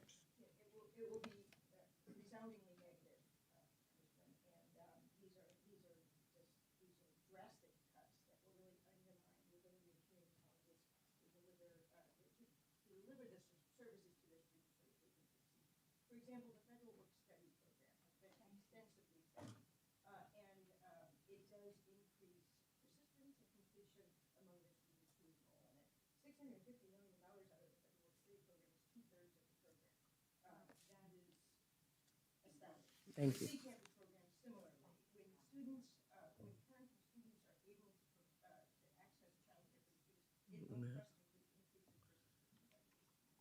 Thank you for mentioning New Jersey. New Jersey has 21 counties and 21 county colleges, and I have 4 in my district. I even attended one. I love my county colleges. I'm so glad we figured out how we could use them to educate workforces in the future that make this economy the best in the world. Thank you, Mr. Chairman. I yield back. Thank you, Mr. Chairman, and thank you to our panelists for being with us today. I first want to correct the record. It was mentioned earlier by one of my colleagues on the other side of the aisle that this president banned girls from playing in sports. That is wholly inaccurate. He banned biological men from playing in women's sports, and that was the accurate decision. I applaud that. I also want to make a comment about the discussion of dismantling the U.S. Department of Education. There are concerns about the effectiveness of the dollars that are being distributed by the U.S. Department of Ed. You have 4,400 employees with a budget of $238 billion. And while I recognize that many of those dollars are going to grant programs, Pell Grants, and others, I think that there's an argument to be made that giving those dollars to the states and letting the states actually determine some of the best uses for those dollars may be a better alternative. Now, focusing on the discussion at hand, I want to say thank you for the focus, Mr. Chairman, on this meeting today. I come from the great state of Oklahoma. We have a phenomenal career tech program. As a matter of fact, Canadian Valley in my district did a public-private partnership with Halliburton to create a wind farm management program that would train young people graduating from high school in 9 months to be a wind farm manager and make a very good livable wage in Oklahoma. So I believe in the programs that are being put forward with these public-private partnerships. Mr. Cooper, if I could start with you, Oklahoma has focused on workforce-ready training in industries like aerospace, energy, and manufacturing. Based on your research, what are the most cost-effective ways to expand technical education programs without burdening students with debt and getting them immediately into the workforce upon graduation? Well, I would say community and technical colleges, vocational schools have an absolutely critical role here. That we know that at community colleges, the percentage of students who take out student loans is far lower than it is at four-year institutions. And so if we want to get students into the workforce quickly with a minimal amount of debt, I would say shorter-term programs that are often offered by community and technical colleges, which lead directly to a pathway into the labor force, are the best way to do it. Perfect. To follow up on that, your research focuses on the return on investment in higher education. I have a bill, the Workforce and Education Partnership Act of 2023, that I filed that strengthens employer education partnerships to improve workforce outcomes. In your view, what data-driven policies would be best to ensure these programs lead to high ROI job placement? Well, I would say that there needs to be some sort of test for outcomes in the programs that are federally funded. We need to make sure that when a program is getting federal Pell Grant or federal student loan funding, that is leading to a good job at the other end of things, that we can't have programs which are federally funded, which have 10, 20% graduation rates, which are leaving students with poverty level wages, which unfortunately, there are too many programs that are federally funded that fit that category. Thank you for that. Moving on to Dr. Karolewics, can you discuss how serving rural community colleges, can you discuss how rural serving community colleges like Wallace State use stackable credentials to improve student completion rates and job placements? And how can federal policy better support the scalable workforce? Thank you, Congresswoman Bice. As I mentioned in the earlier remarks, we use latticed credentials that build upon each other, that have value in the workforce. I gave you an example of like a practical nursing. We've done that starting at the non-credit level with a nursing support technician to a medication assistant who works in a nursing home to a phlebotomist. All of this is non-credit, right? And so then we move into the credit arena where a student who is pursuing a degree in nursing to become a registered nurse has a stop out at the third semester so that if life happens, as it often does with community college students who have families, who have jobs, who have lives that get in the way, then they can still enter the labor market and make a living wage as a practical nurse and then come back and finish their registered nursing degree when they have the opportunity to do so. We have built that in all of our workforce programs, which is about 60% of our college. With our liberal arts and transfer program, those students don't have a degree that has as much workforce value until it is paired with a baccalaureate degree. Thank you for that answer. My time has expired, but I just want to say quickly, thank you, sir, for your service. We appreciate you, Mr. Parker, and thank you all for being here today. With that, Mr. Chairman, I yield back. Thank you very much. First, thank you to the panel. I actually think this has been a very important hearing in our, what I call a bubble of friendliness, with some exception, but mostly it's been obvious that folks on both sides of the aisle understand the importance of our community colleges. And I have my community college in Palm Beach County, which actually is the home of our president. It's called the State College, but it is phenomenal. It has graduated thousands and thousands of students who go into the community and work in law enforcement and healthcare and auto mechanics and almost every job you can think of, ready to go and raise and take care of their families. And you all, thank you for your passion, and for each of you. I really have been very impressed with what you've said today. What you didn't say is also important. No one said freeze federal funding. No one said cut the education budget. No one said get rid of diversity. No one said eliminate childcare for students. No one said get rid of Pell Grants.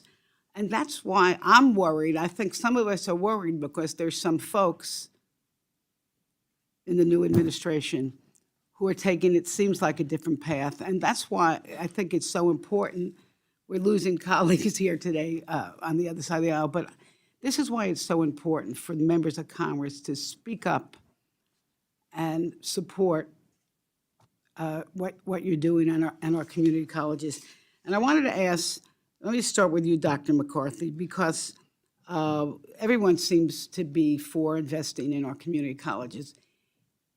But it's not just about how we help an individual, correct? I would like you to talk about how our public investment in education helps the community, helps all of us in terms of prosperity, people paying taxes, going into their communities, being role models, and why it's important not only for the investment, but also to make sure that a diverse population is getting the opportunity.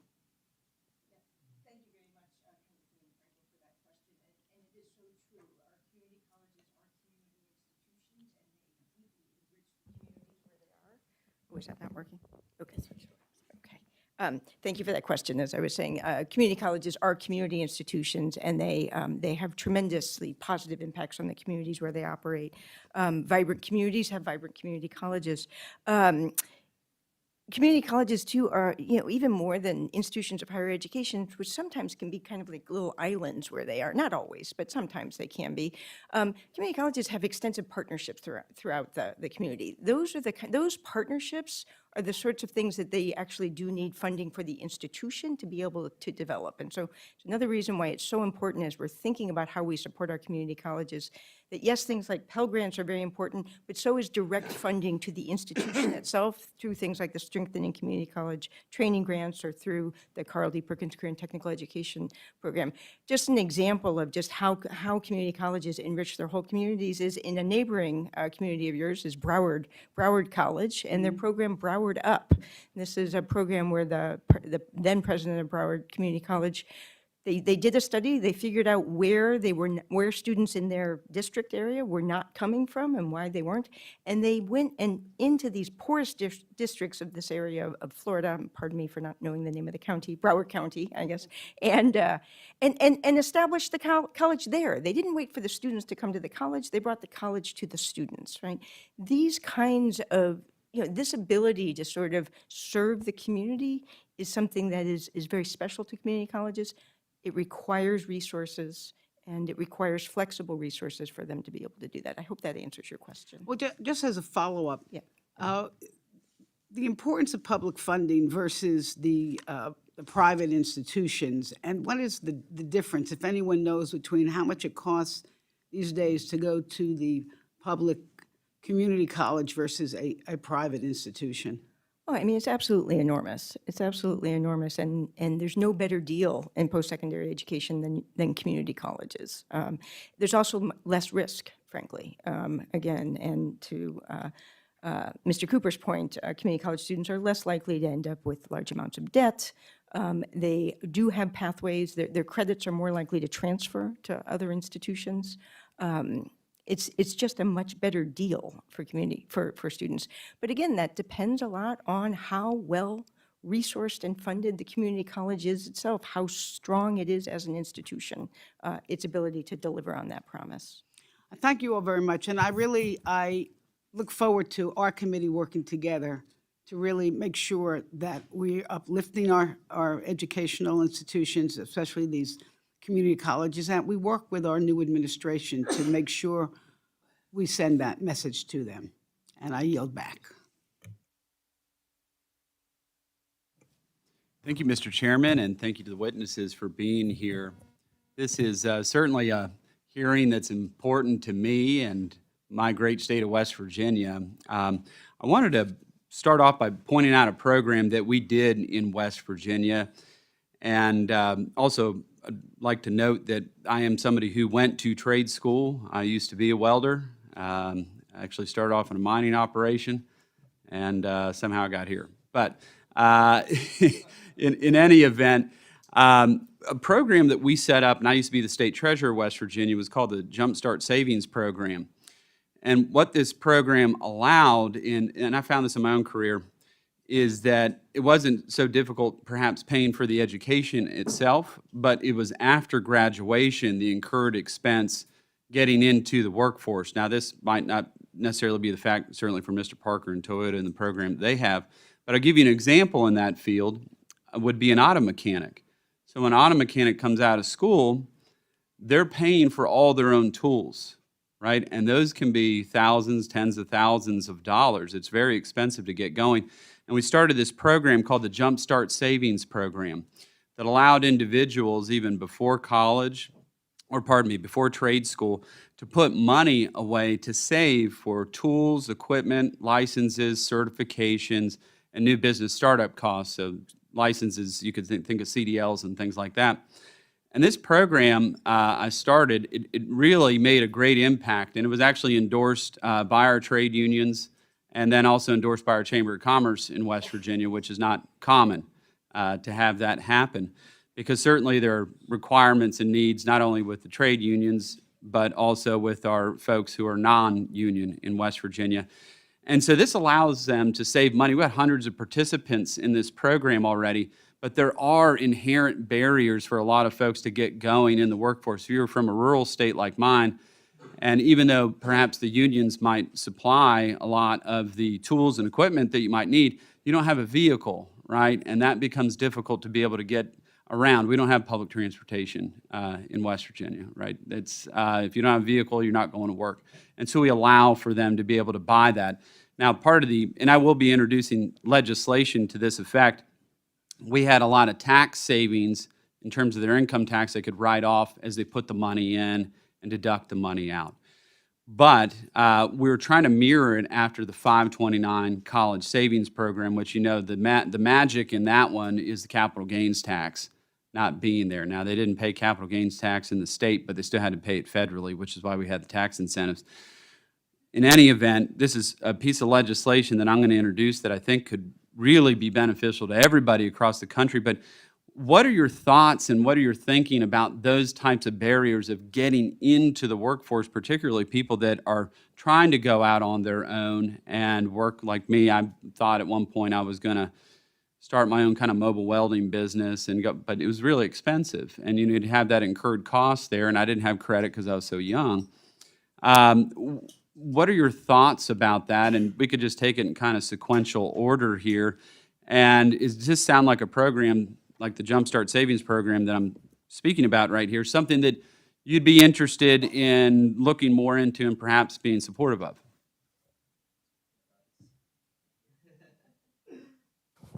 Thank you, Congressman, for the question. I absolutely do believe that we need to be thinking about those barriers that students face after college in terms of getting into the workforce. And I often think there's not enough attention paid to what are those next steps, those next expenses that you need to undertake, particularly around licensing. You know, what fees do you need to pay for the license? You know, how long do you have to spend before if you have your education, before you can actually work independently in that field? And I think that sounds like a very interesting proposal. I'd very much be interested in learning more. I would also note that one of the benefits of the 529 program is to provide a ready-made savings vehicle to get people thinking about, you know, these expenses that are going to come down the road, so that they're not necessarily surprised with a huge bill that they're not able to pay. So I would absolutely be willing to chat more with your office about that proposal. Now you just remind me of something that was really interesting, because I ran the 529 college savings program for the state, and we found all this stagnant money where people just stopped going to college, and we created a tax-free rollover where they could roll their 529 money into a Jumpstart account and then go to trade school instead, where they've stopped going to college because for whatever reason, they didn't see the utility in it. But in any event, please, Madam President. Congressman Moore, I could see the tremendous benefits of having an investment such as that. I can think of one example from our college in particular.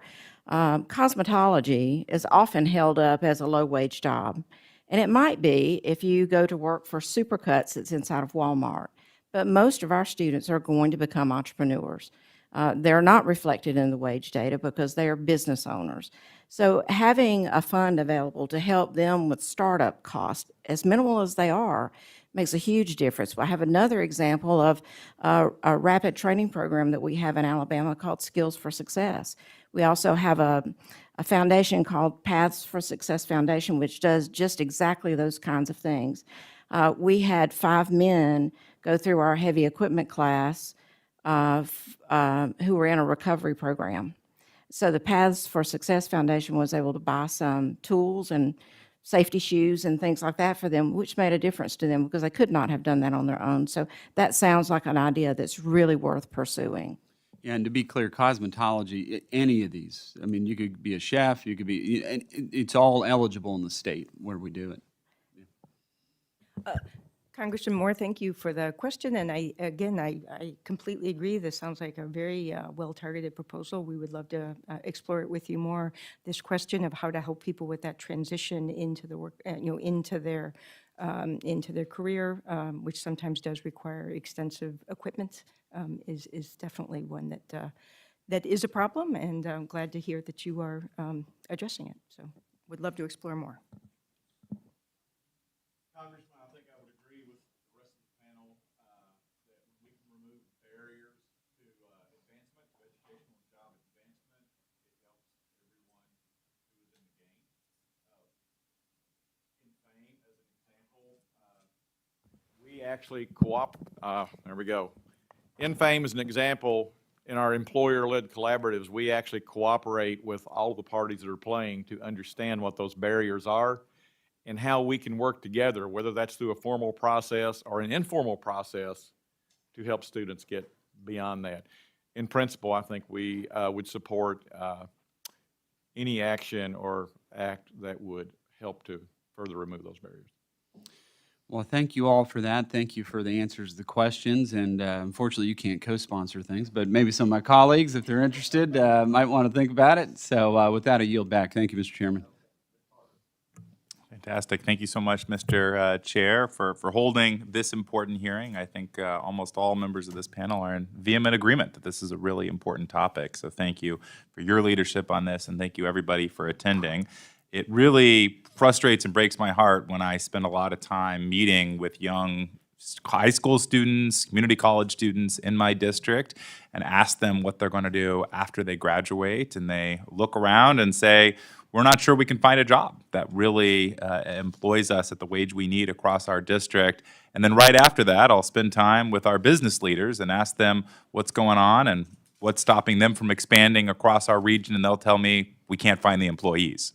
And that's really frustrating because essentially what we're saying is that the skills we're teaching in our high schools and community colleges are not necessarily the ones that our business community often needs. That matching program is really broken, and I think career technical education is a really important part to make sure that we can fix it and make sure that the same things that people are learning in school are what folks are actually needing to get a route to the middle class afterwards.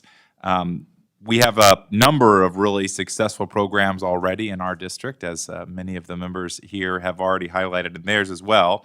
San Joaquin A+ is a leading educational organization. They surveyed employees across the San Joaquin Valley recently, and 100% of the employers that they surveyed said that career education needed to be a higher priority for schools.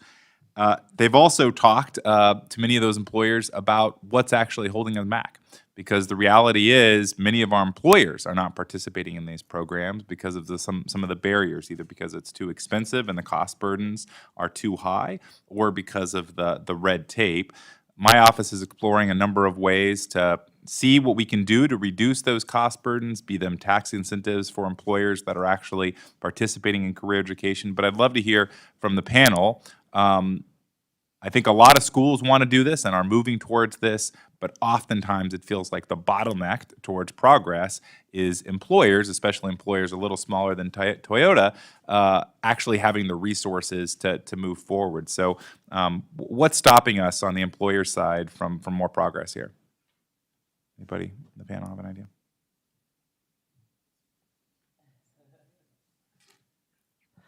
Thank you, Congressman.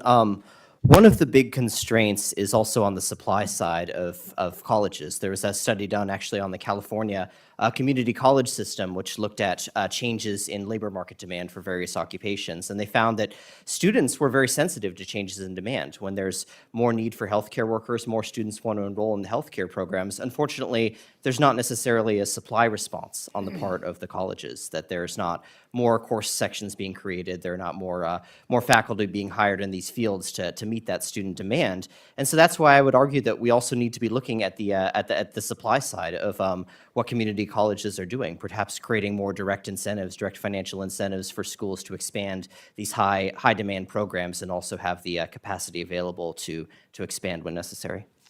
Thank you. Dr. Karolewics, any ideas of what we can do to support our community colleges expanding on that supply side?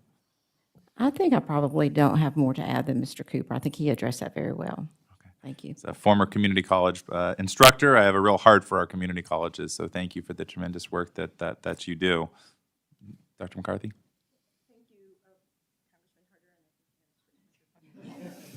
Really good at this. Okay, thank you, Congressman Harder. And it is such a great question and such an enduring challenge. And again, this relationship between the programs at the community college and what employers need is an ongoing dynamic situation that needs constant conversation, which is, again, this is why it's so important that we be able to fund the kind of industry partnerships and sectoral partnerships at community colleges are so important for maintaining those lines of communication. I will say two things in response to, I think one of the things that in some of the really high demand fields that are sort of in demand and where employers have a hard time retaining their employers, sometimes what the work that needs to be done is on addressing the quality of the jobs for which they're having a hard time retaining their employers. So I do know that California's done some really interesting work around high road training partnerships. And just again, this question of if the issue is that you're bringing people in and they're leaving really quickly, is that a skills problem or is that a job quality problem? So that is something that we need to look at. I also think, again, practices like apprenticeship and on-the-job learning, they ask a lot of employers in terms of being able to develop those internal systems and provide the mentorship and register the programs. And again, having a lot of resources available to support employers as they're doing that. It also can be hard for community colleges to stand up, to go through those processes. So again, it is right-sizing what's happening at the community college on the supply side with what employers need is just, it needs to be supported through constant dialogue on both sides. And I think our Perkins and our workforce development systems are well suited to doing that. I think speaking from the, I've got one that works. I think speaking from the employer side, first, just if I recall correctly, to answer one aspect of your question, what are some of the forces that may cause employers to be less participative? And you actually already recognize those. I can tell you that in the wider employer dialogue, there's concern about red tape. There is concern about cost. We always think about cost. There's concern about what kind of resources that it may take to support a program that is done in collaboration with that. That being said, I'm going to come back to something I've already noted several times, and I noted it as such in my testimony too, and it's one of the transformative elements is employers and coming together and working together. It's that employer collaborative. So among other things that occur when you have that, smaller employers that perhaps didn't have the resources or the scope or the experience to know how to work with this or to know how to approach it or to create something that could be sustained at the college. When you come together and you combine all of your resources, then we have a critical mass that the college can address and work. And then everyone benefits. Everyone, including all the employers, is engaged. Students are educated, and they fill those gaps. Dropout rate is lower. And so you see a number of dynamics that this collaborative effort comes together to do. I might give one quick example, just at a very high level. The FAME chapter in California is relatively new. They just announced a few months ago. Part of the dynamic that had occurred there, some of the employers that are now there in education kind of grown apart. I don't know if they were in opposition, but employers certainly were not seeing a connection with it, and were working on their own to some degree. The Manufacturing Institute came in, initiated a dialogue, brought those employers together, and that became the start of that new chapter in California. And now you're going to have this engagement that we've already noted from all parties that's going to actually produce something that's tangible with results.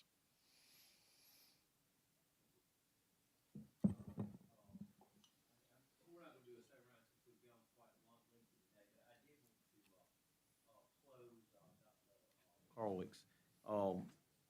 It is my understanding that research has found that students that are do dual enrollment are likely to finish sooner, or at least finish within 6 years.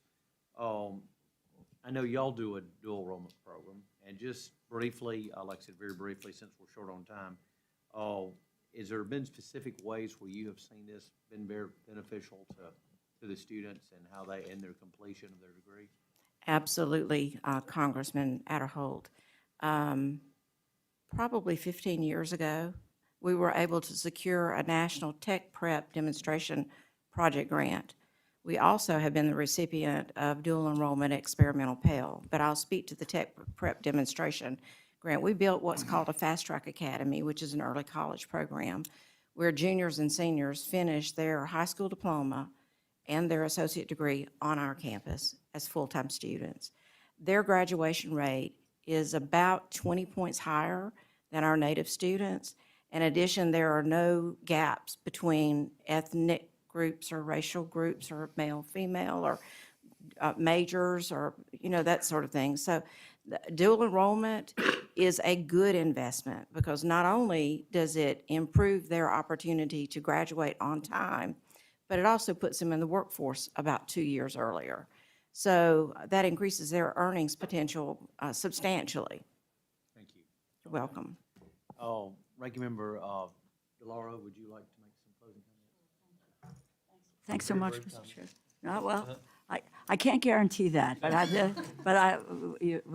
but we'll get to it quickly. I just, too, like my colleagues have mentioned, it's an extraordinary commentary here this morning, in that I think we can get a sense of security about the value of community colleges and their value to our future, the success of the participants in the program, but the success of our economy and where our economy is going. And you're leading the way.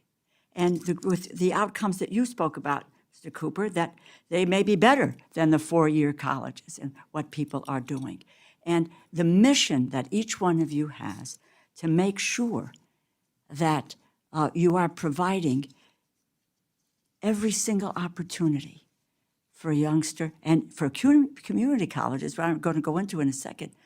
They're not 18-year-olds or 17-year-olds. It's a different population. So I want to thank you for your commitment, for the commitment of employers and the community college system to move forward and take the lead on what's happening in our educational system today.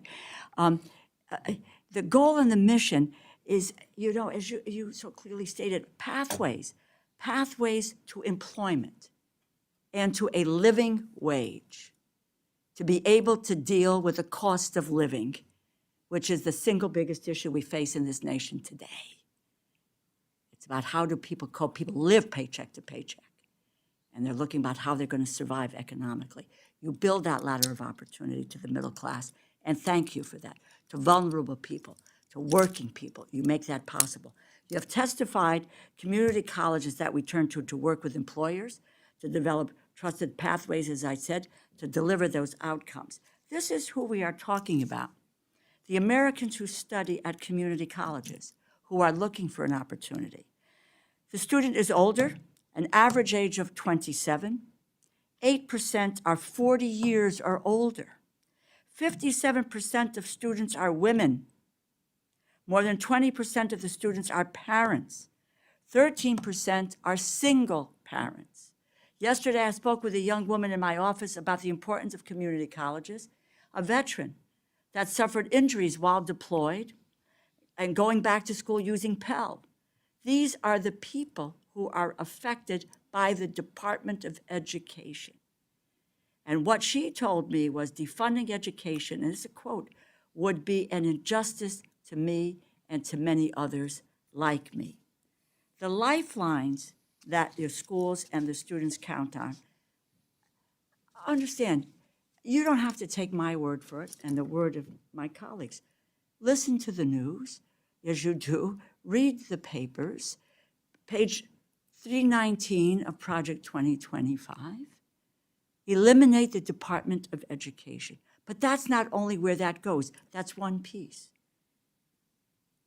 The programs that of the greatest value to you and the work that you do are really on the chopping block. Yes, it's a reality here. That's why my colleague, Mr. Pocan, said it's a little bit surreal. We're talking about how successful you are, and at the same time, the backdrop is, let's be done with the federal involvement in these programs. No one is suggesting that we determine your curriculum or we determine anything else. The states will do that. We are here to provide resources for the opportunities that you provide. But House Republicans, this is a fact, look at the appropriations bills. Don't take my word for it, of what's being cut. Look at what Presidents Musk and Trump are talking about. In their 2025 appropriations bill, this is what House Republicans are proposing. $1.7 billion, these are lifelines. $1.7 billion cut to the WIOA state grants. $135 million to registered apprenticeships. $1 billion cut to campus-based student aid. $73 billion elimination of grants to support student parents with childcare, to allow them to be able to go to school, to be able to go to work, and to be able to succeed. And with the President Musk's unlawful termination of $1 billion in appropriated education contracts and grants, the wreckage has only begun. They really are on a precipice of illegally dismantling the United States Department of Education, gutting the Department of Labor workforce programs. We're the Appropriations Committee. We have been entrusted by the United States Constitution in Article 1 that the Appropriations Committee has the power of the purse. We come together. It's only one of the only areas in which to keep this government open.